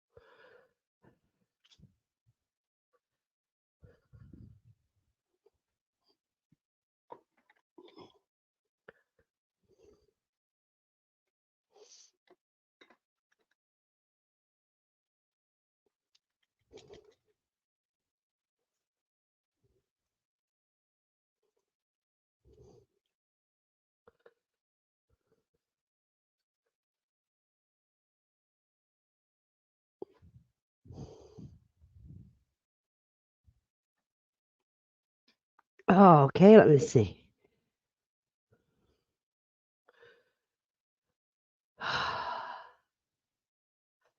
Welcome back, Dave. Mel says we are we are working on it, but we are making progress. That's good. Um, oh boy, everything's catching slow. David says I'm using my little giant. It holds up to 100 quail eggs. And he says I'm going to message you on Facebook today. That is a step right there. Now I don't know what's wrong with my system today. Finally got mattresses.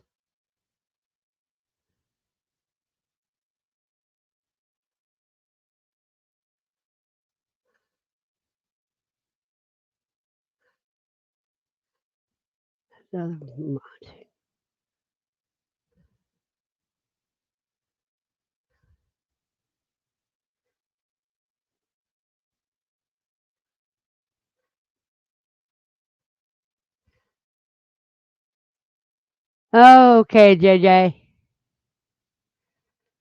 I had to put a new heater fan in my little giant. Had to look in the boat for the replacement I bought. You know, if you get hold of Little Giant, they will send you one that you don't have to buy. They send it for you for free.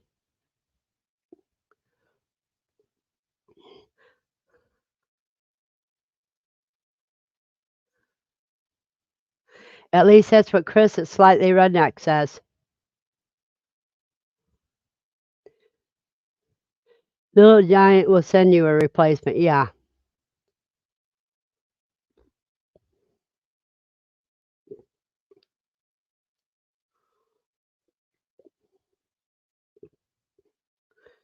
Yep. Hoover Bader doesn't do dilly squat for you if something goes wrong. They just want you to buy a new one.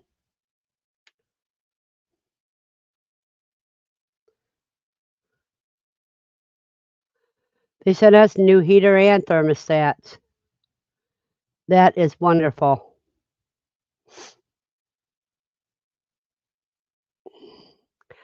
Hey, there's Playtime Wrestling. Hello, my friend.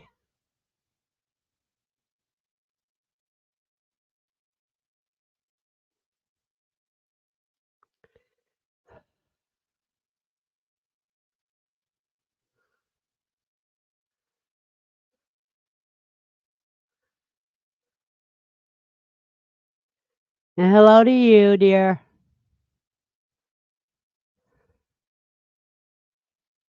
She says, I bought one. It was so much easier to click put in cart than it was to be on the phone. I'm lazy like that. Well, it depends on what's more important to you, time or money.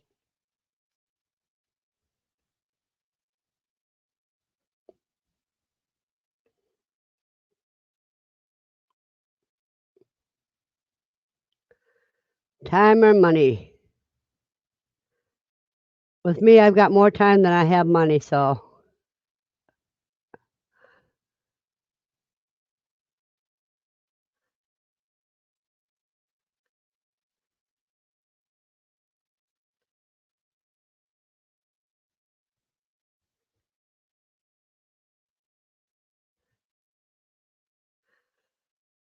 that would be the Dawn says she has to check her Barato incubator before I do every hatch.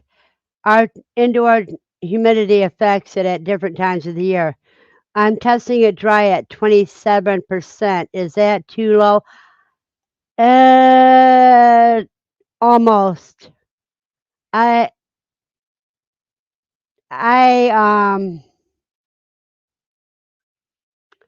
have done it at 25%, but it's better if you have just a little bit of humidity. I wouldn't let it go any lower than that. And he says, "Oh, that sounds lovely."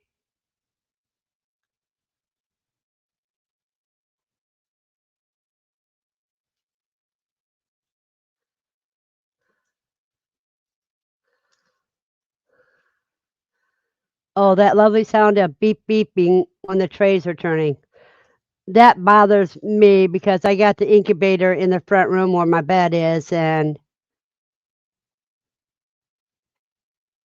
that's one reason why I'm not sleeping very well.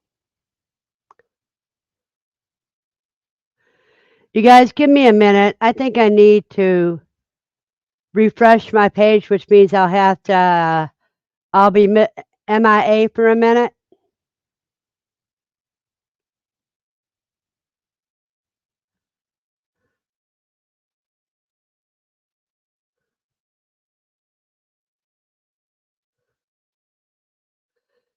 I'll be right back.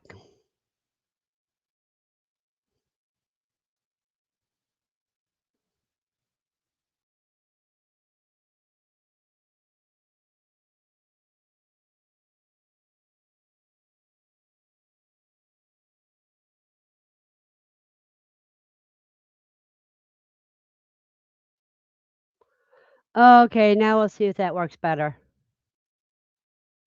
Yep.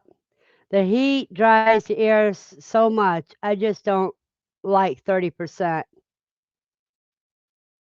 If I had water, it'd go up to 45%. Maybe I'll try a sponge. Well, 40 to 45% is not too much, really.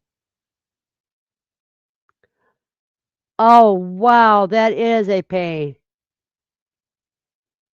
Well, you were blessed that the temperatures were lower.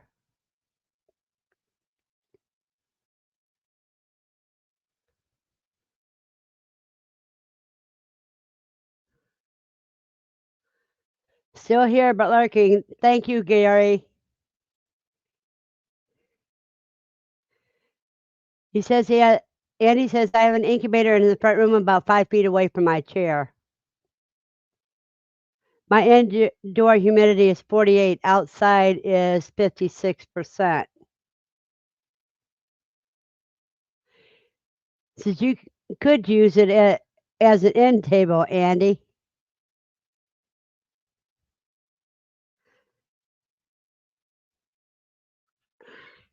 40, 45 is good, yes.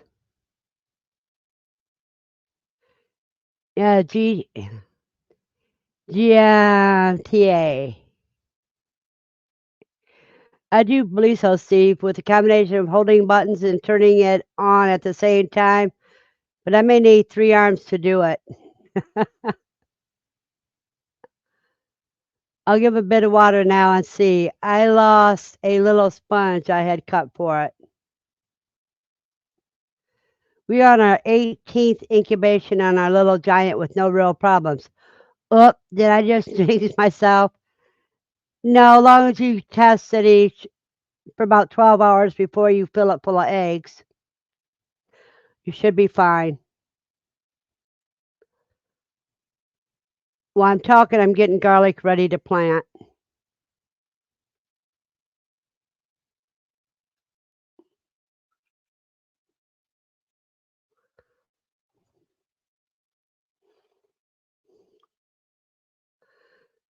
I should have brought Steve's arm home.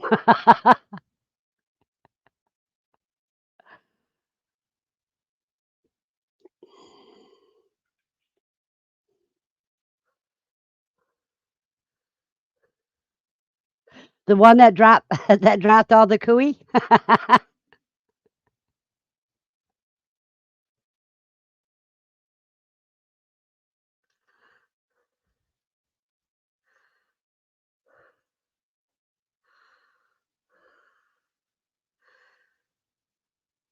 Did you give it? You did give a good effort, Andy. No, Dave, the Little Giant is a pretty good incubator. You say.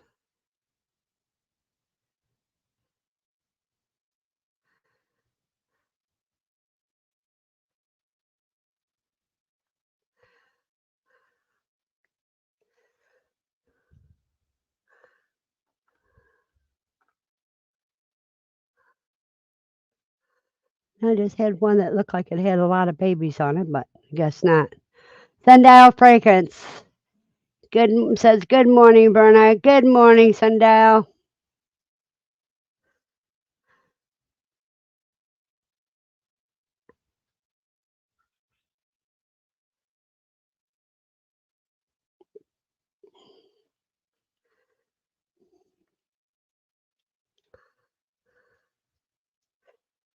Let's see. I've got. Oh, that one doesn't look good. That one goes. I'll trim that one and put it in with some honey. Let's see. Hello, Sundial. Good morning, son. And Joy says she loves her Little Giant incubator. Yeah, I have Little Giant and I have a few others. I got 4 of them that are keepers at work. Andy says she's still on Las Vegas time. She doesn't wake up until afternoon now.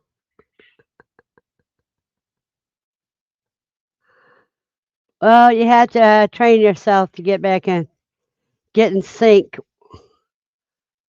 with your location.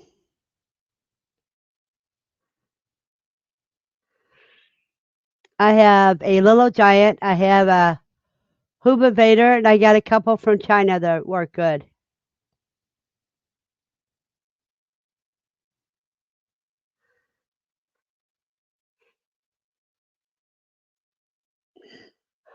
Oh, cool. I gotta see some of those snakes.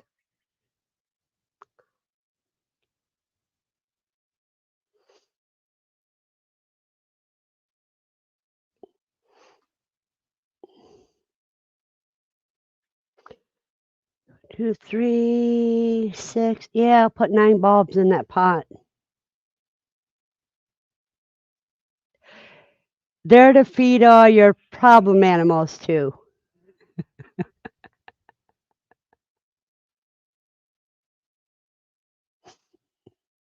Find a mice nest, feed it to the snakes.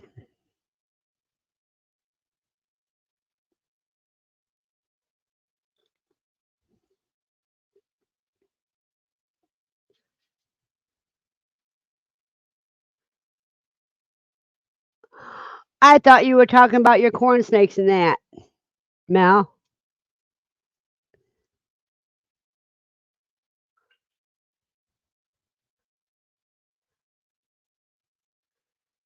Oh, you're back home now, huh? You look so sad today. What's wrong? You not feeling well?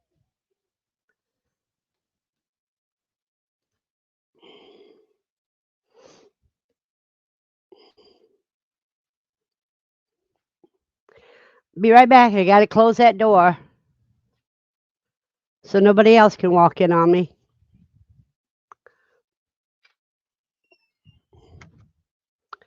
Only Lucy's allowed to walk in on me.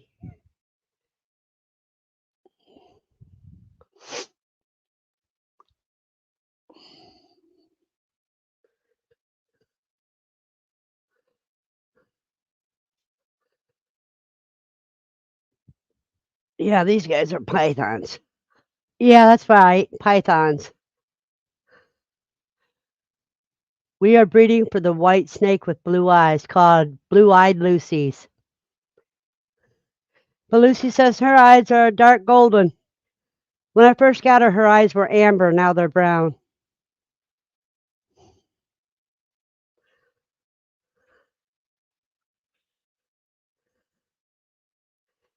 Well, guys, I'm going to have another cancer stick. I think we are the only people in the neighborhood that lock our doors. You know, that's a lot around here too, but I um I come from an area where you didn't leave your door unlocked. And this they don't realize that a lot of this area is getting that way.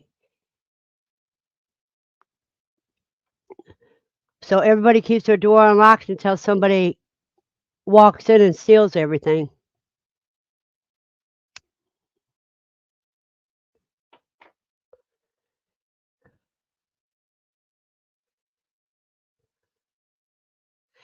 You know, there's another thing. If the snake eyes are like cat eyes, they're poisonous. But if their pupils are round, they're non-poisonous.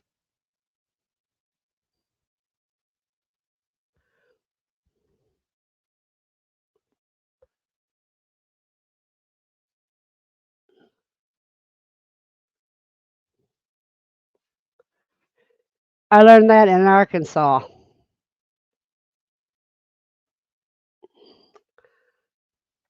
because I found a snake in a jar,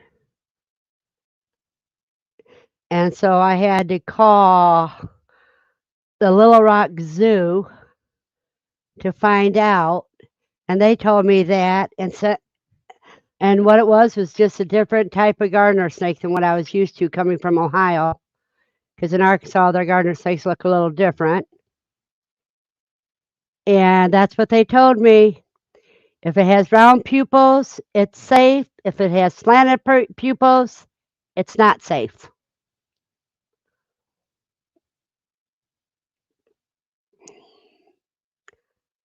So my daughter was allowed to play with the snake for a little while. We have a blue-tailed skink living under our deck. These guys sell for like $400 in Vegas, and they are wild in Tennessee. I've never seen one. I don't know what a skink looks like. In the wild, I ain't staying close enough to look at its eyes.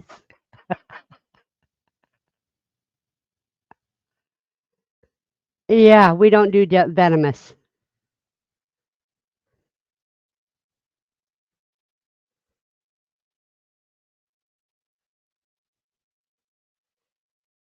With our three big Dales in the house, go ahead and break in. I love to see your eyes bugging out. Dales, Dalmatians or Danes? Looks like a big lizard with a peacock blue tail. Oh, that would be beautiful. So what you do, Mel, is before you go and pick up another load, grab yourself one of those and take it to Vegas and sell it.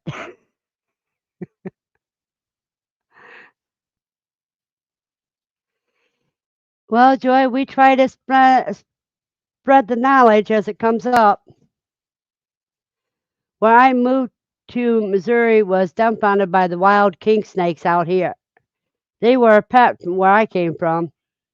Yeah, the black king snakes.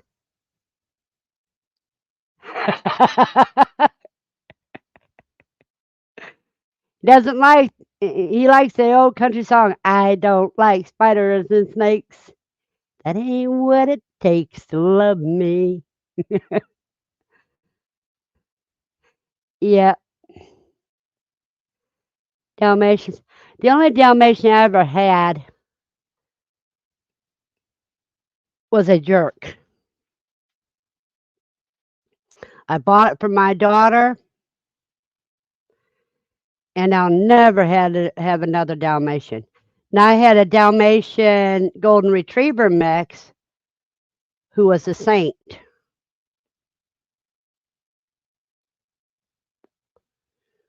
So Dalmatians I call damnations.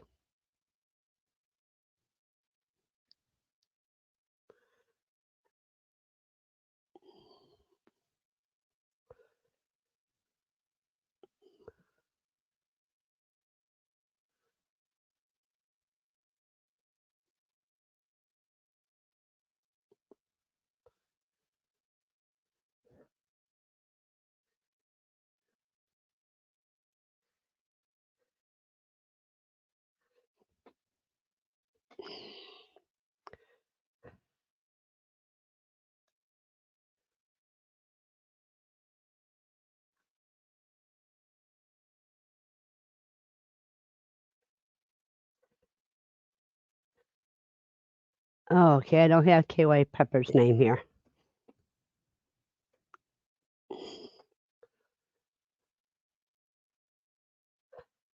No, it was golden. Um, it was a little bit thinner than a regular golden retriever. It didn't have any spots, but it had the deafness set from a Dalmatian. You know, it had hearing problems.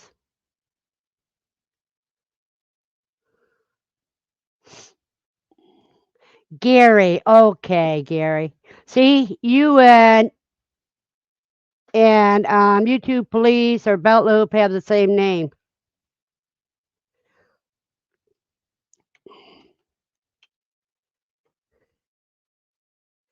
Let me write this down so I won't forget.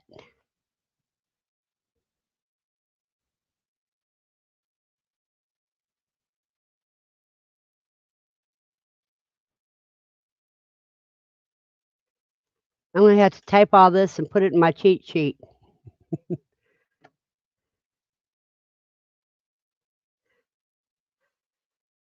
They are part of our family, our big kids, but don't try to get into our property when I'm not around. Any good dog is like that. It's just like Lucy. Yeah.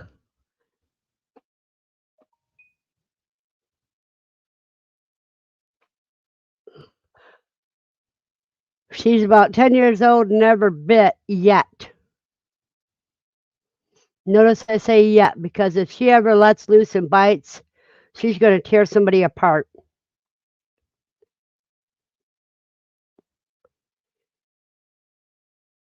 And Mel says her husky's a jerk, a beautiful jerk.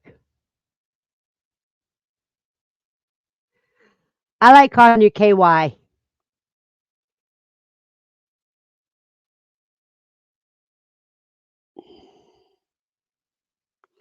because that's short for Kentucky.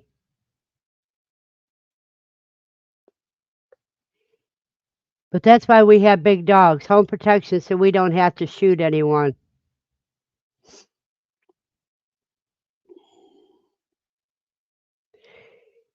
You know what I would like to get? A crossbow pistol.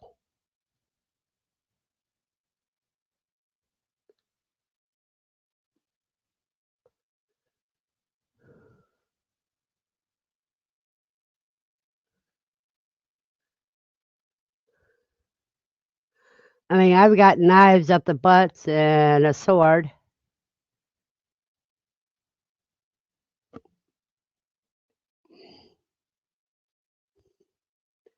Yeah, you've seen those? I'd like to get one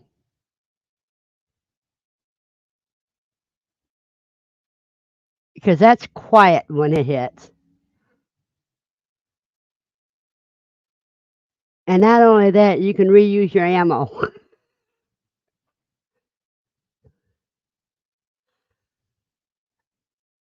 If you're in danger, Andy, I am sure she will protect.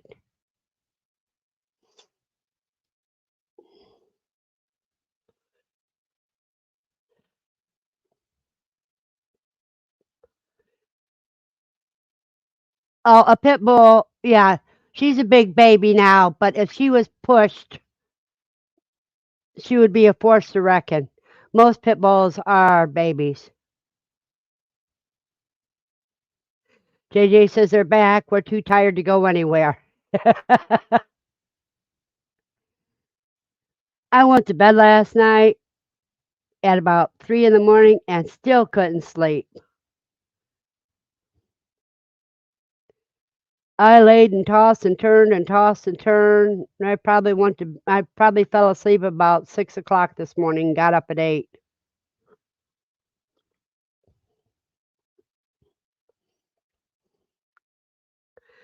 No, if a stranger came busting into your house or on your property with the right attitude, she would take care of it. Has anyone grown Cameroon pumpkins this year? I'm looking for seeds to plant. I've never heard of a Cameroon pumpkin. Lucy won't bite me. I became her buddy at QC.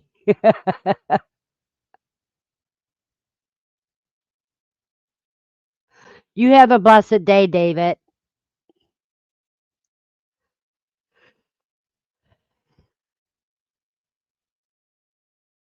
Yeah, but see, I got up at 8 and still got all my chores done and everything else so I could do my live stream. Pumpkins, I might have seeds. I'll look when I find them.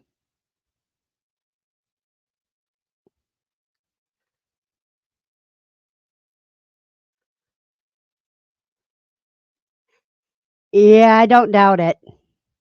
I used to carry them in a pouch. I don't do that anymore.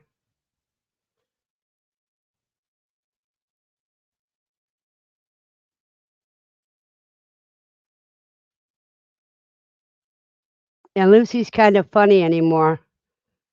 I take her for walks on the back trail without her leash, and she'll go so far and then she'll look back at me. And then when I turn around, she'll disappear.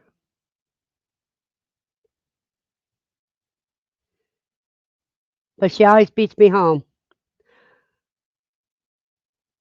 Gary said he didn't do any pumpkins this year. He did Cherokee tans last year, and they did really good. Hmm. I don't know what Cherokee tans are. Are they a flat squash?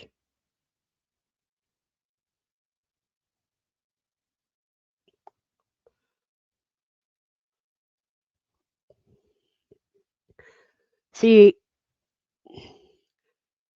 JJ's never heard of Cherokee tans either. You know, if anybody wants to come up,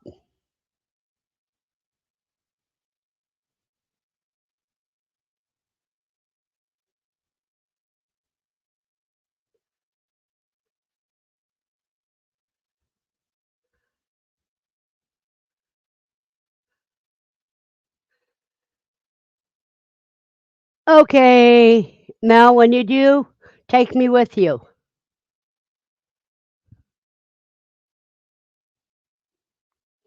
She woke up at 6:45, looked at the clock, said it ain't time for Verna, so I went back to sleep till I woke up at 8:15. Then I got out of bed, so I didn't go back to sleep and miss you. Here, let me click that link pin that link so anybody can come up if they want to.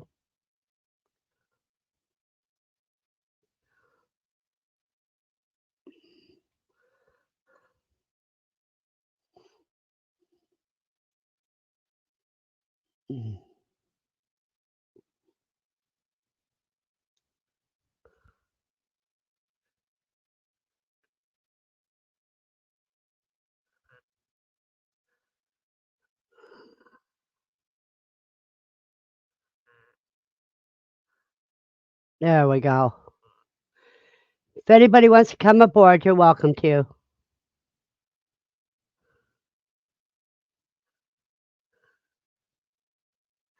Small pie pumpkin with long shelf life, what the Indians supposedly gave to the pilgrims. Oh, I would love seeds from that.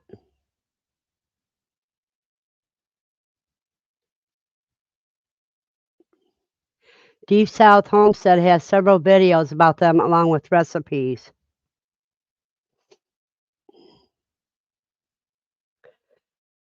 See, just below you, Nightbot gave you a link for my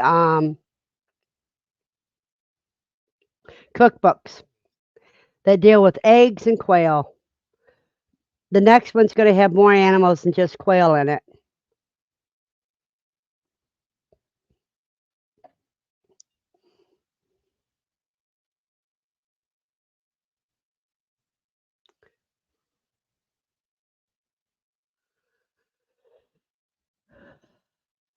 Oh, you guys, you want to see my big cucumber that I grew? Hold on. I'll go get it.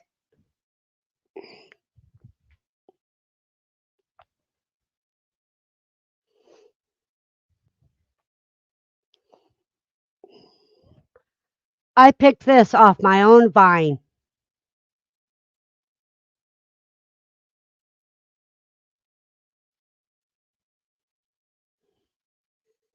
And let me see how much it weighs. It's been picked for about a week.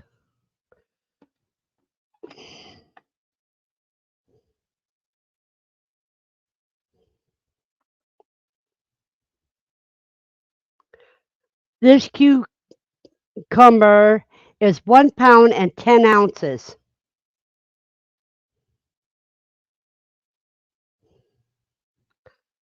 So that's a good sized cucumber.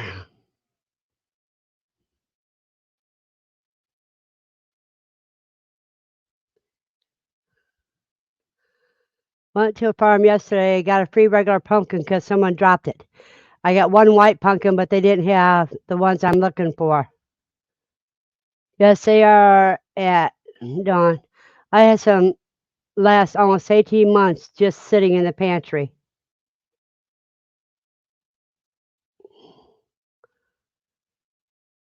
I grew that in my green stalk, which is worse. Yeah, it's over 1.5 pounds.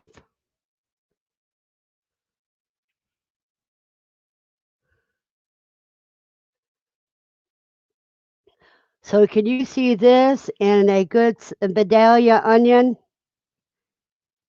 with a little balsamic vinegar soaking together? Mm-mm. Put some garlic with it. I bet you the guy that does my cages, he came up. He seen that on the table.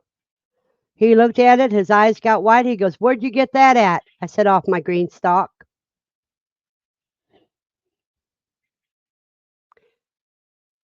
Yeah, and it's also a good dewormer. So are the seeds.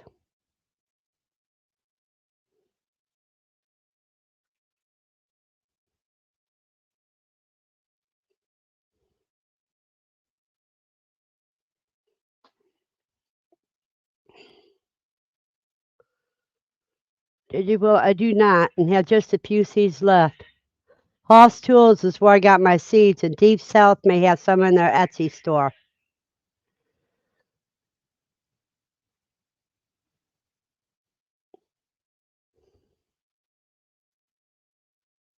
Wait a minute, I hear something strange in my quail room.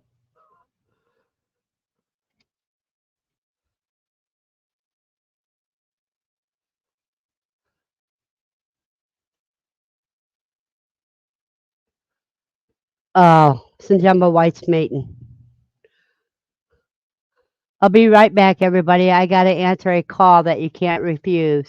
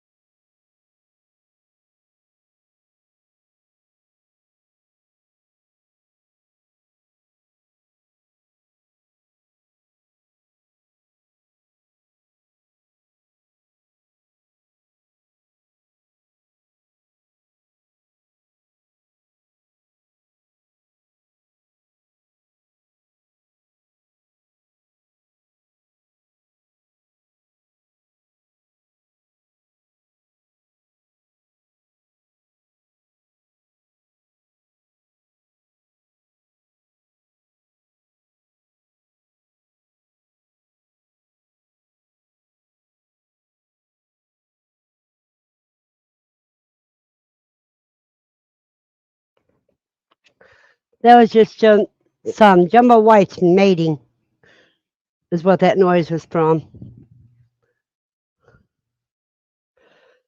Let's see.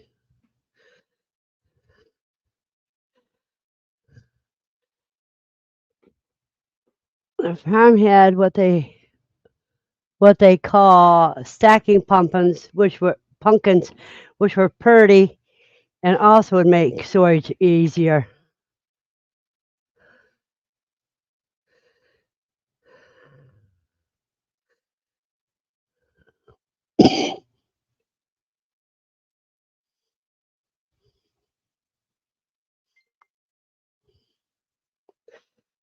Let me see.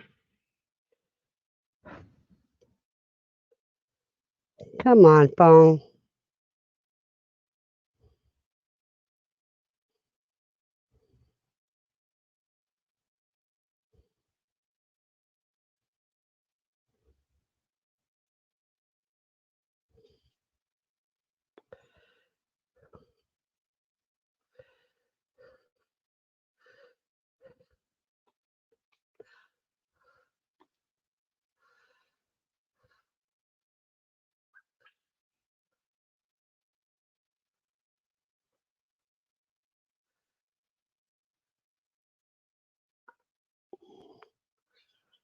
Alrighty.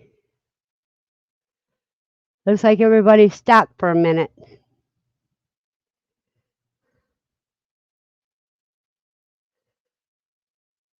JY, you missed earlier when we were talking about the garbage that's in food that is really poisonous, and it's in like cereals that are targeted towards kids and stuff.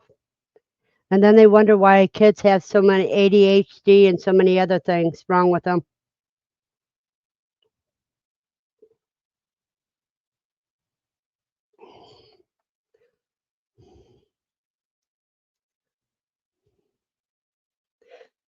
Okay, Gary, wave your arm. That way I know it's you and not just a picture. Absolutely, I understand that. Uh, since there was a couple of questions about these, I did find one of my seed packs. Okay, so those are the pie pumpkins, what we call them. Yep, and they're smaller than a soccer ball, but a lot bigger than a grapefruit.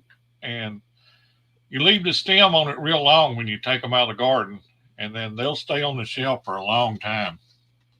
And I found them on Deep South Homestead. Is where I first found them at, and the long shelf life is what intrigued me by for food storage. And I planted a few out here, and they are prolific. They just keep binding and binding, and they're kind of They're like a called strawberry plant. The runners will actually root, so that if you got drought conditions and stuff, they're still getting more water because they just keep rooting and expanding. So you have to have a big area to plant them. I will tell you that because they'll run a long way. No, what I'll do is I'll plant them in my green stalk and dedicate a green stalk to them. Uh, but yeah, I really like them, It's and got people it's asking, I got thought I'd try to come up and at least be able to show you that. I wished I had one that other is thing to show great. you, but we don't have none left. They're called Cherokee what? Cherokee tan. Uh, Tan? Okay. yeah, supposedly them, and if you've heard of it, there's also called a Seminole pumpkin. They're pretty much similar. The Seminoles come out of Florida, I think, originally, Uh-huh. and that's Yeah, some the of the blessed which may Hagar. be live sale, but supposedly that's the pumpkin that the Indians gave to the Pilgrims to help them survive the winter, and Yeah, that's and part of. you know what's so good about that size pumpkin? You can make it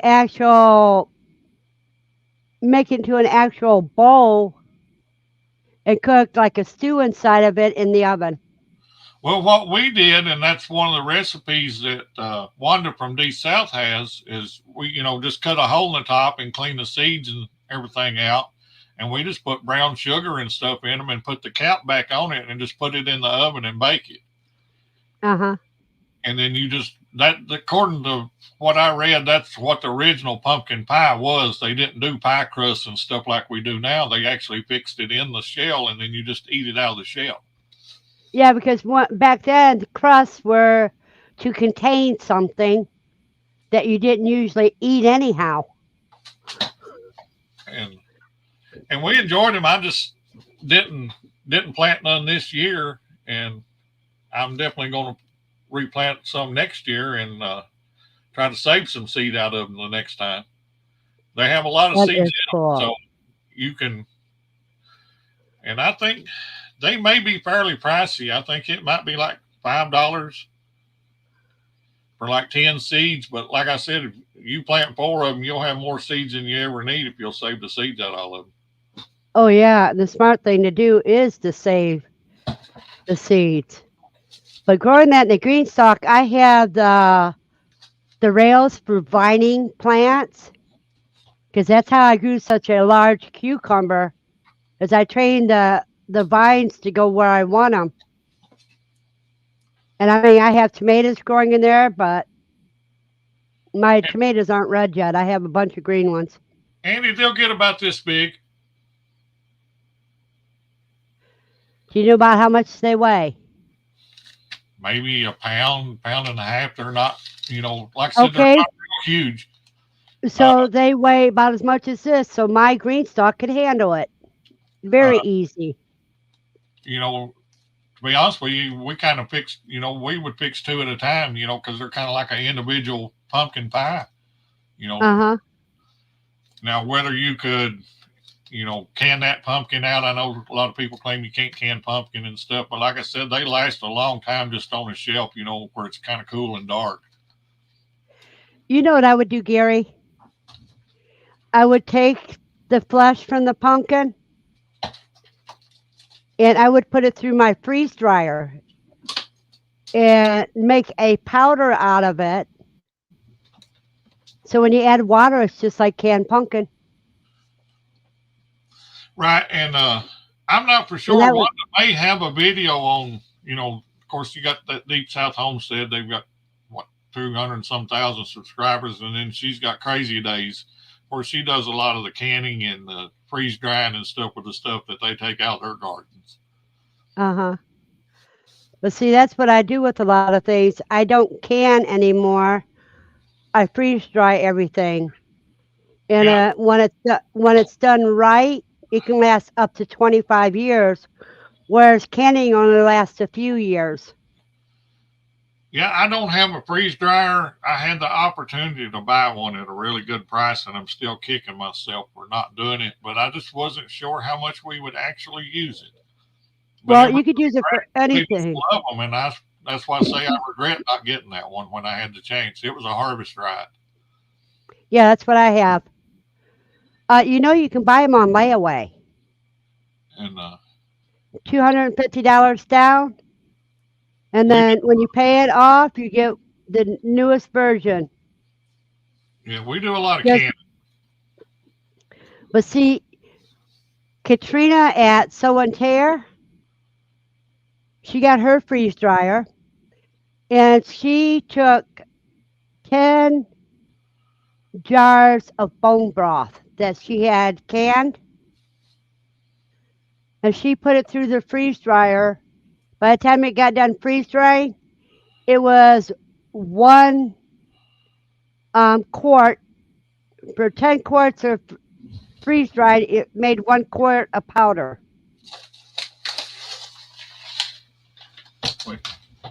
Yeah, I buy a lot of the freeze dried meals, and I use them camping a lot. Plus, we have some for our food storage, but most of my food storage is canned items and shelf stable items. Yes, Andy, they always have a sale going. And the new medium is now 5 trays, but there's not as big a space. The only bad thing I see about the 5 trays that they have in the medium now is it lowers the growth of the candy when you freeze dry candy.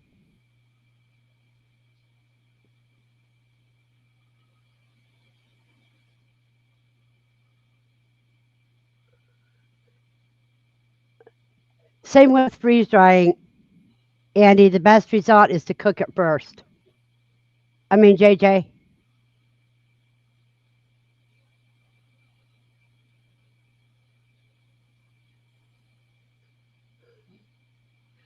But I'll jump What? back down, Bay. I just, like I said, I mentioned that, and there seemed to be a lot of Well, interest all at once. I was going to ask you, what other things do you grow? I primarily we grow tomatoes, corn, beans, uh, and potatoes, cucumbers, just normal stuff that everybody in Appalachia has always grown. I kind of got that name, my channel name's Kentucky Prepper, but what people call prepping is what people in Appalachia has always done. I call it normal living, but That's all it really is. Anybody with common sense would be by nature a prepper. yeah, I mean, you just don't never know when something could happen.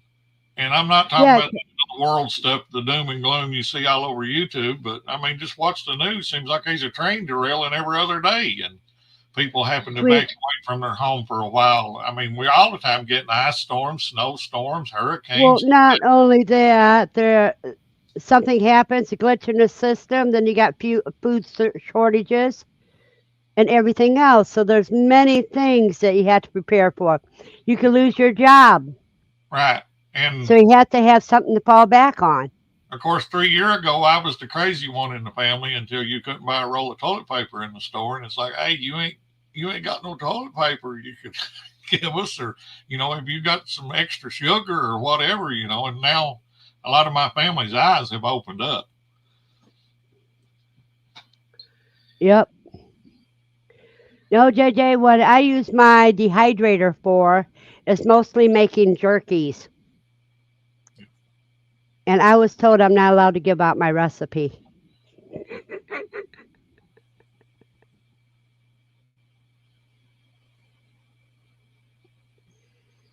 Because they sold real quick at QuailCon, and I didn't have enough there.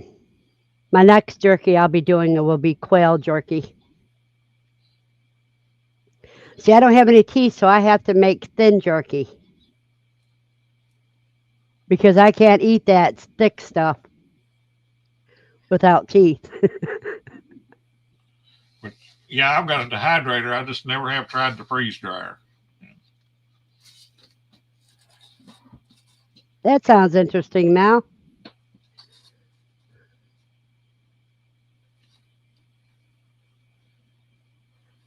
But yeah, I'll Well, jump down out of the way and let you get back to your thing. And alrighty, we're getting close to wrapping up because we usually wrap up around noon, and it's almost 12:30 my time. So we've already been going 2.5 hours. yeah, Belt Loop came up earlier this morning, which was unusual for him.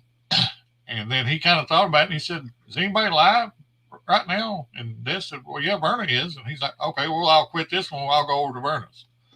I'm live every Saturday at 10 a.m. Eastern time. Andy, I've And got I'm the thinking, 10 tray dehydrator from Cabela's. I got it on special at a Christmas one year. It's similar to the Excalibur. It's probably not as good as the Excalibur, but that's what it looks like. It's their brand. mine looks like an Excalibur too, but I think 6 or 8 tray. I think mine's 8 trays. I don't know. I'd Yeah, have to open it up and look at it. they was running a special on them at Christmas one year, and I actually bought that and the slicer and a bunch of things for processing deer and making jerky and different things with. And that food slicer, I like it for slicing Yeah, cucumber mine's a 6. canning to make dill pickle slices because it's quick and they come out uniform. Uh huh. Mine's a six shelf.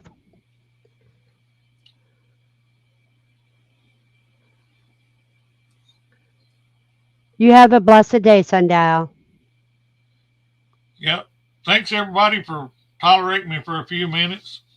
And Well, see, you're welcome to come up anytime. Anybody's welcome to come up if they're not afraid to face the camera.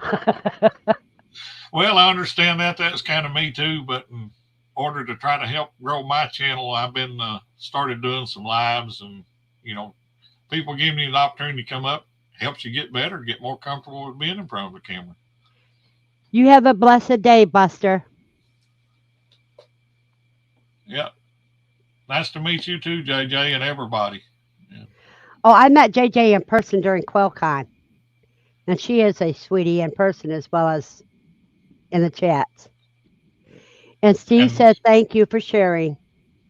yeah, and I'll go ahead and let everybody know too, if you're anywhere near Eastern Kentucky in March in Knott County at the Sportsplex, they're going to have, right now it's being advertised, and it's probably true, the largest prepper homesteading show in the nation. And how much does that cost to get in? It's $10 a day or $35 for the entire weekend. It's 3 days. There's Oh, going to be wow. uh, 300 vendors, 100 different classes going on continuously during the days. I'll be teaching a class on bug out bags. A lot of the big bushcraft community YouTube people are going to be there. Corporal's Corner, Buckeye Bushcraft, Camp Creek Outdoors. It's going to be huge. It's going to be nice. Well, let's see if I can get me a ride down there. That's my only problem. When did you say it is again? In March? Yes, like the 16th, 17th, and 18th, somewhere in that time frame. I'll be pushing it out a whole lot on my channel as it gets closer to it. You know, you kind of tell people now, they'll forget about it. But Okay. let me get the exact dates for you real quick.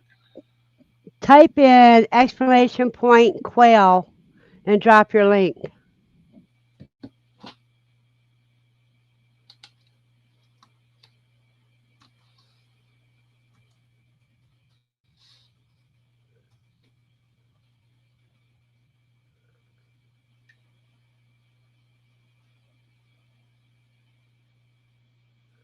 It's March 15th through the 17th.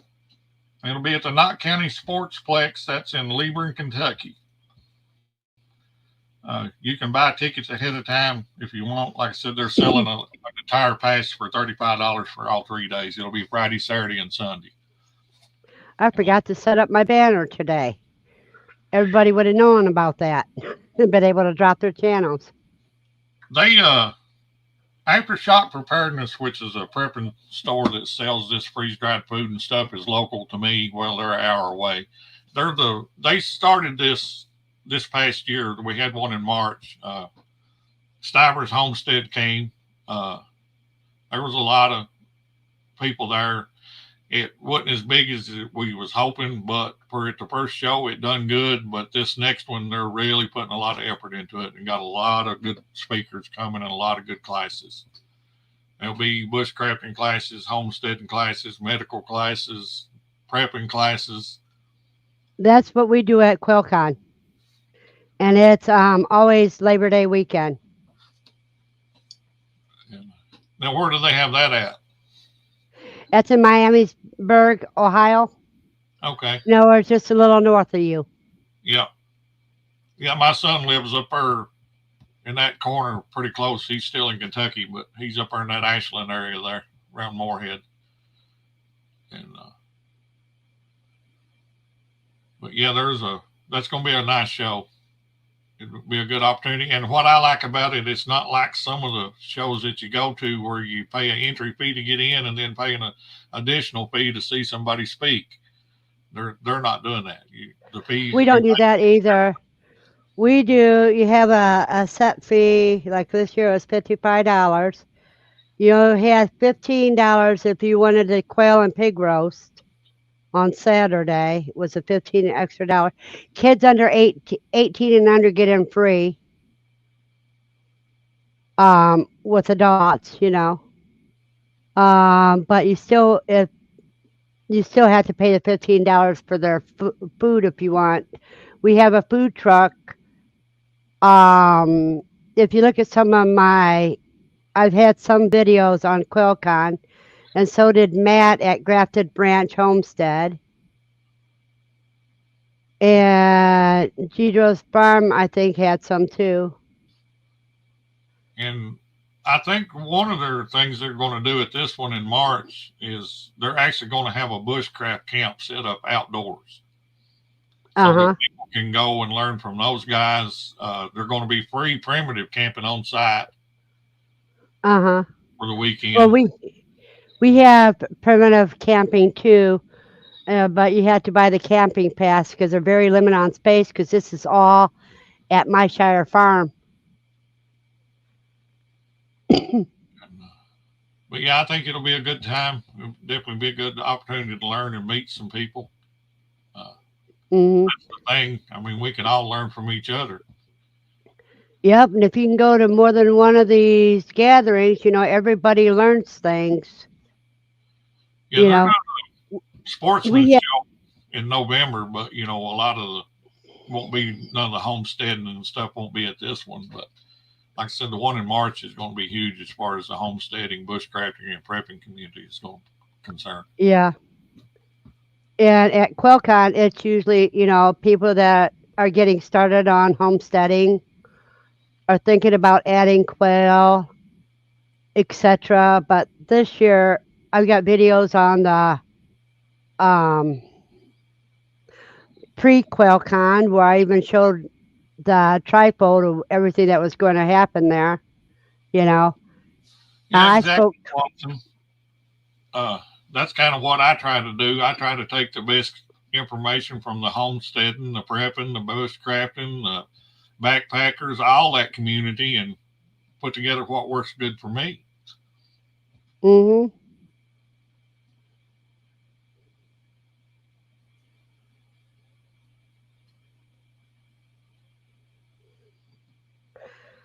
I didn't think they put any spices on the quail. It depends on who was the one that was what grill you went under. And people that tried cuy, everybody that tried cuy, nobody complained about. It. Everybody said it was wonderful. So now Aaron's got the cuy in Louisiana. Yeah, one of my buddies in Western Kentucky, he raises quail Uh huh.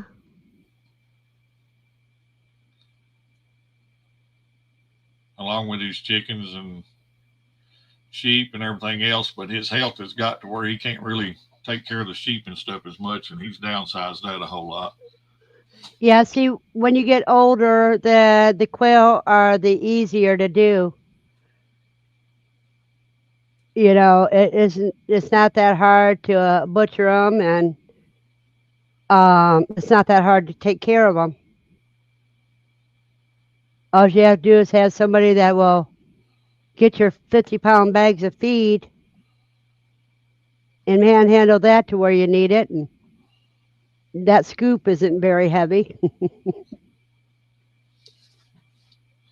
But like I said, I appreciate everybody. I hope some of you, I don't think you'll be disappointed if you try those Cherokee tan pumpkins. Yeah, I think I'm going to get some. And but I'll step down. Got some other things I got to take care of, and Alrighty, you have a I blessed day, appreciate it. Gary. You have a blessed week, everybody.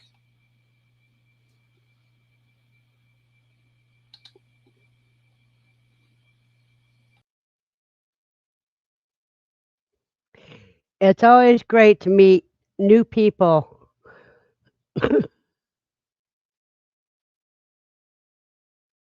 Well, wasn't there 5 grills going? I thought there was 5 people grilling.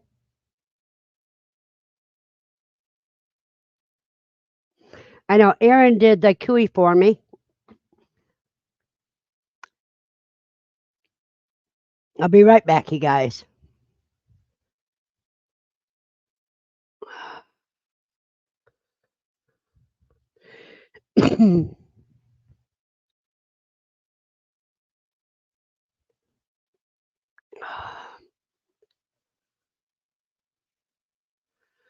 Start sneezing, my nose running, bee venom cream. Here I come.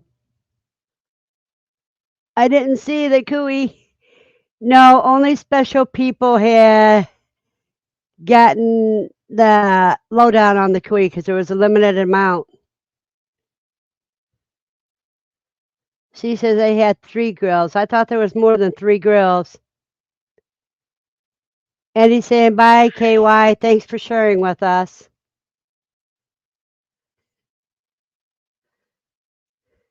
Yes, and I appreciate it. Everyone have a blessed week, and perhaps I'll see you all in the future. I miss the cuy too. Who says you can't? Only closed minds don't learn new things.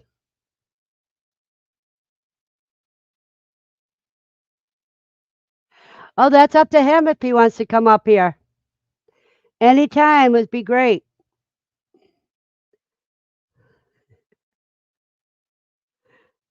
She said they ate the cuy right off the grill. I had Papa the Builder try it. I picked him out of line and I says, when you get your food, you need to go get some cuy. And so I kind of challenged him to taste it. And he looked me up afterwards and he goes, you're right, it is good.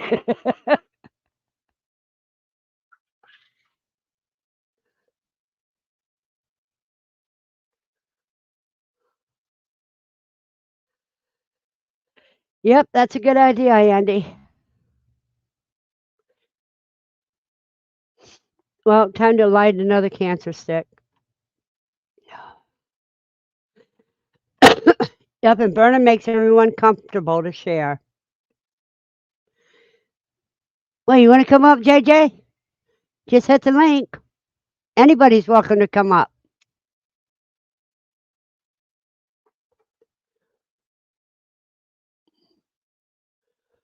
Order me a camera for my computer. When's your birthday, cuz?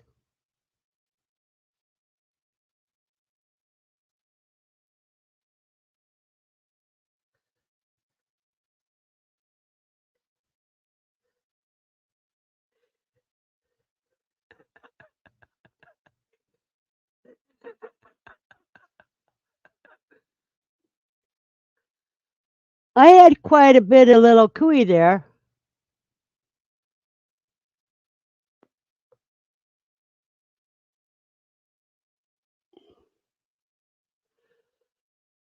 So you know what I've got to do after I get the cages together and everything?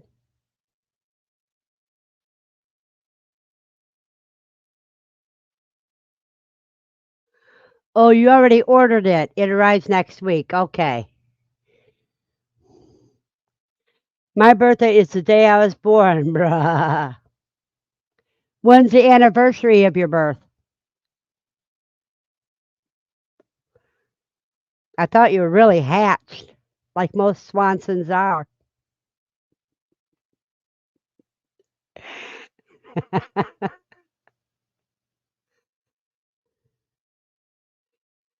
I know, I'm so ornery.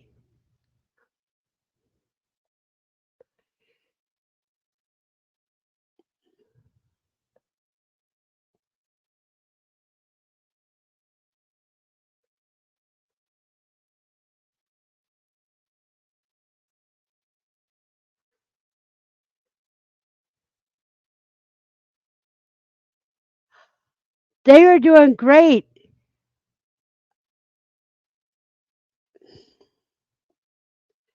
That isn't the anniversary. You weren't here in the beginning. In the beginning, I showed them. You want to see them again?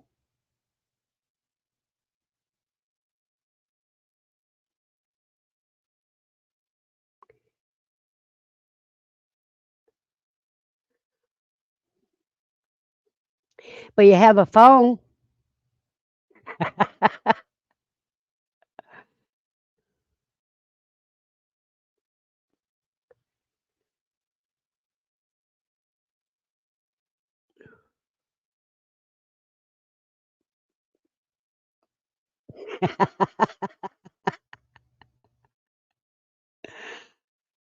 I love to laugh.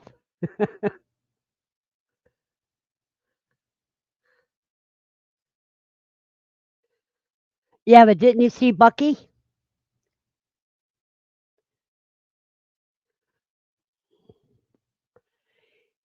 Let me see.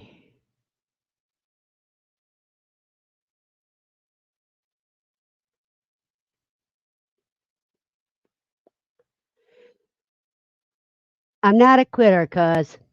I'm not a quitter.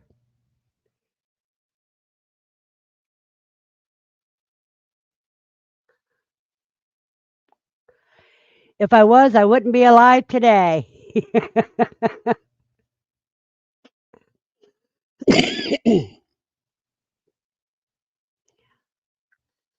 Let me see.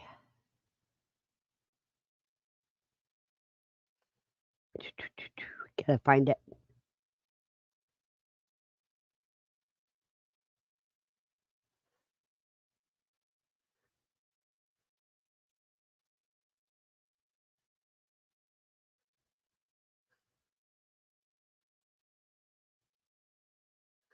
Oh, not that one. That's only 3 seconds. I don't know why that was so short. Let me see about this one. Okay, just a second here.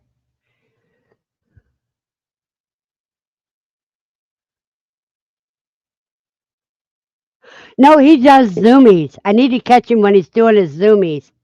You would die laughing about that because he is comical.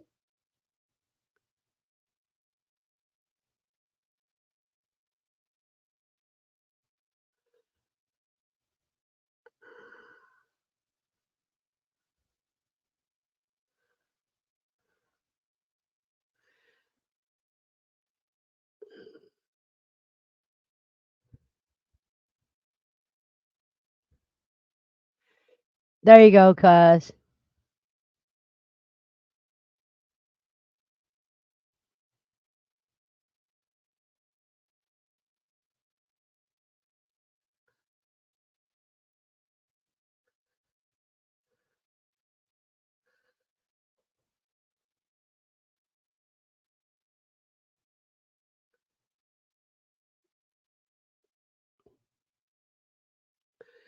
Yeah, how do they have to be to harvest their fur?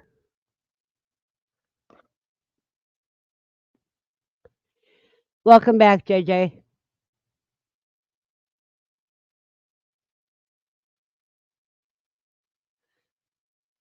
They love anything I hand them. They've had cucumber leaves, they've had jarro, they've had just about everything. I only give them one little treat at a time, whereas with the cuy, I would give them a handful.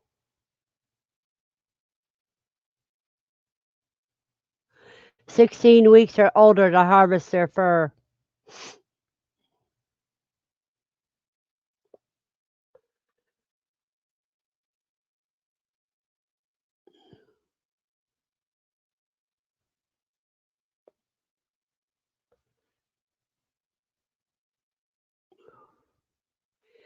Yeah, I have to look into about getting a frame to be able to stretch it and everything to dry it.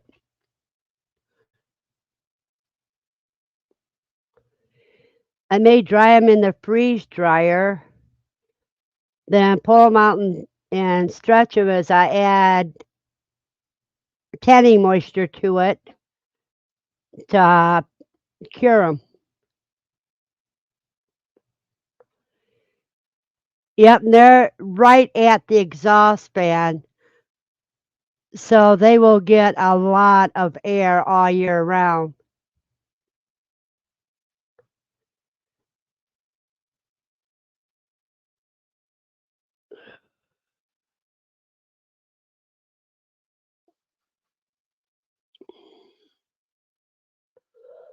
I don't see a problem with it if you use it as treats and make sure they have the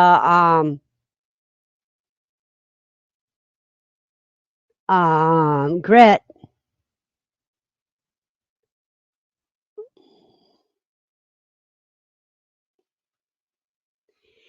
Yeah, but what I'm talking about is if I stretch it out.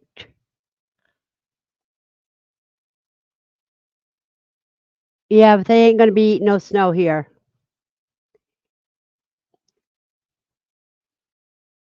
but they're quiet and see they have to put up with all that.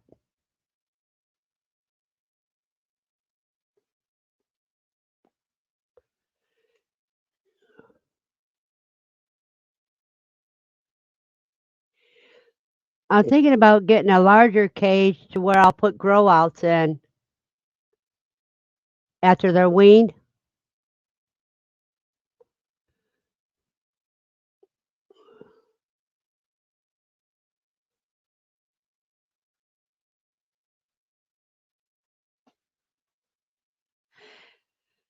There's no such thing as too many.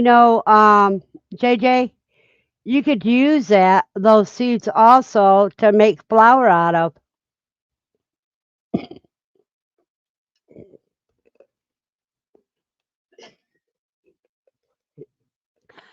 I've got a grinder for flour that you attach to your table.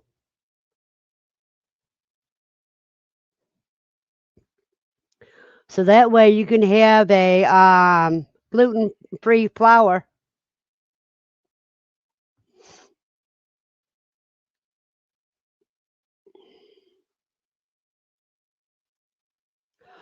Oh, speaking of what we were talking about at the beginning about the things that are in your food, do you know that on those cereals they also say contains GMO products, but they don't tell you what is GMO, so you don't know how they mess with it.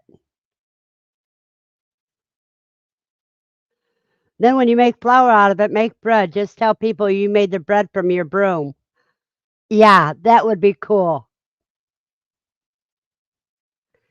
And that would really confuse people.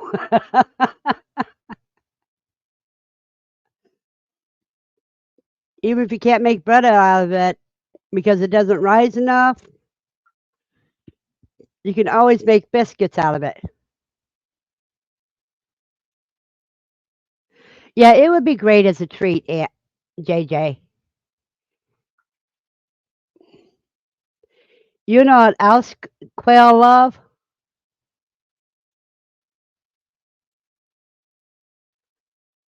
I agree.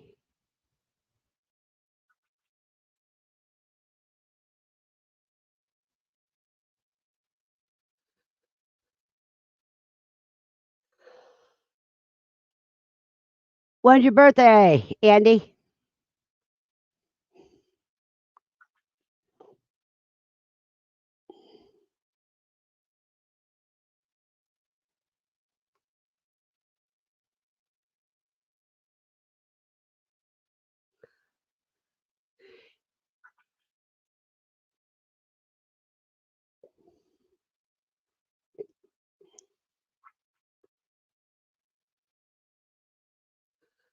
Yeah, and that is not good because if things are genetically modified in nature, but when they do it and they're adding things to like corn and that comes like from a frog or something, that ain't right. Your birthday's the 18th. That's Monday. Well, happy birthday ahead of time.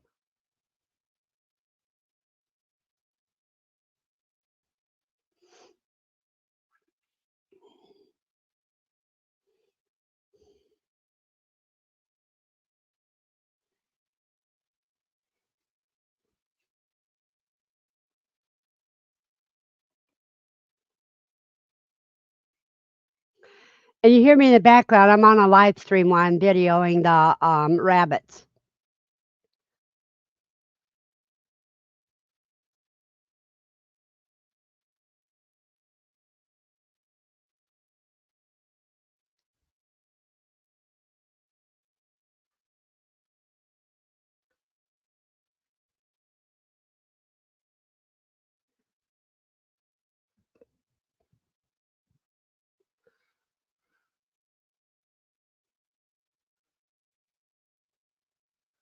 There, we don't need to hear me live streaming. Happy birthday to you. Happy birthday to you. Happy birthday, dear Andy. Happy birthday to you.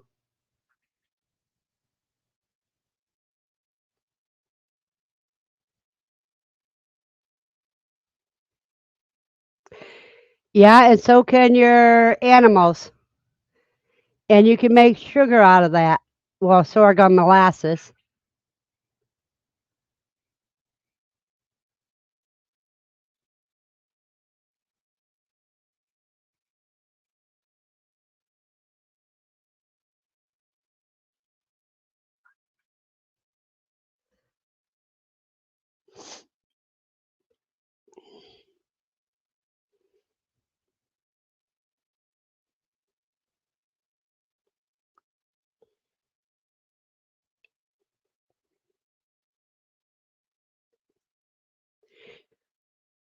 I think, Andy, that today I should get the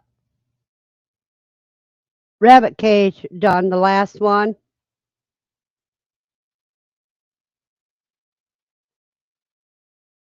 and I'll drop the dough off in with Bucky before I put her in her cage.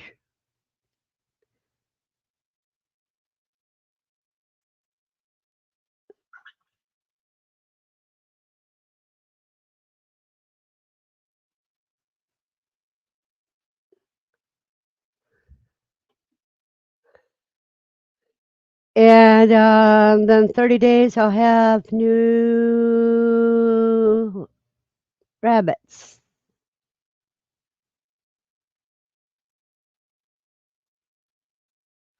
I think I want the metal blender. I've wanted one for a long while now. Maybe the trays for Christmas, lol.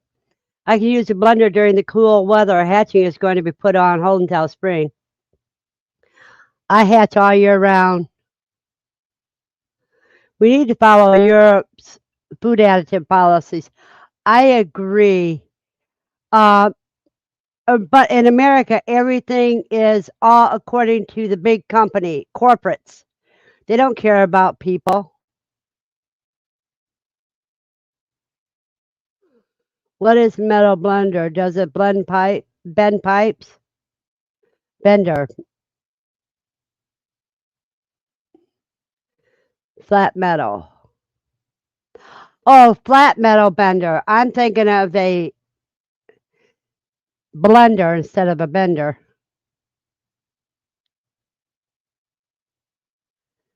So I can make poo trays for cages and bend cage wire also. Yep, I'm experiencing with sorghum.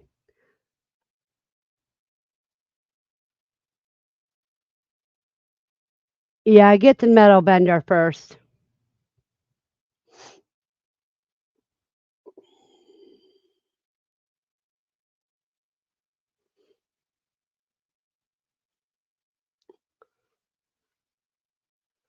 Your hubby can get you the trays for your GQF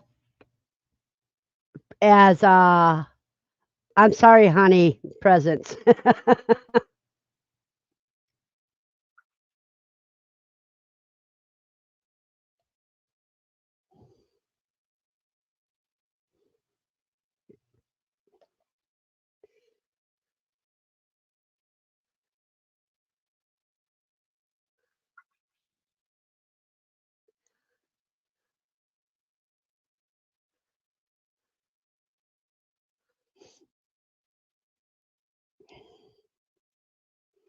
You know how I bend my cage wire? A 2x4 and a hammer.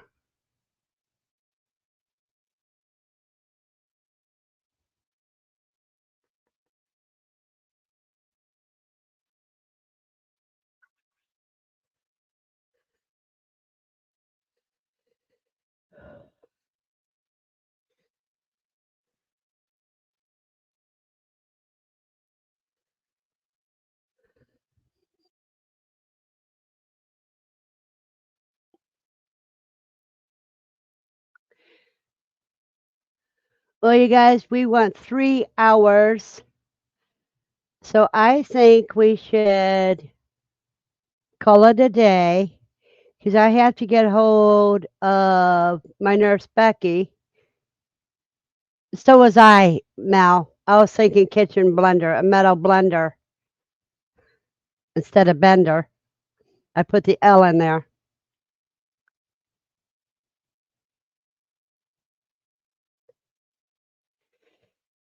Yep, Andy. You're going to have to make like 5 tiers.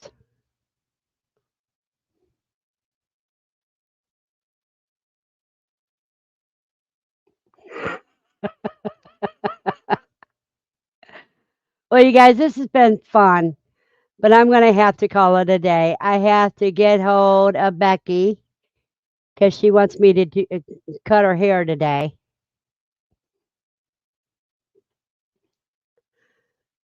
So you all have a blessed day, and I'll see you tomorrow night on my Shire's live stream. If I don't see you in Facebook beforehand.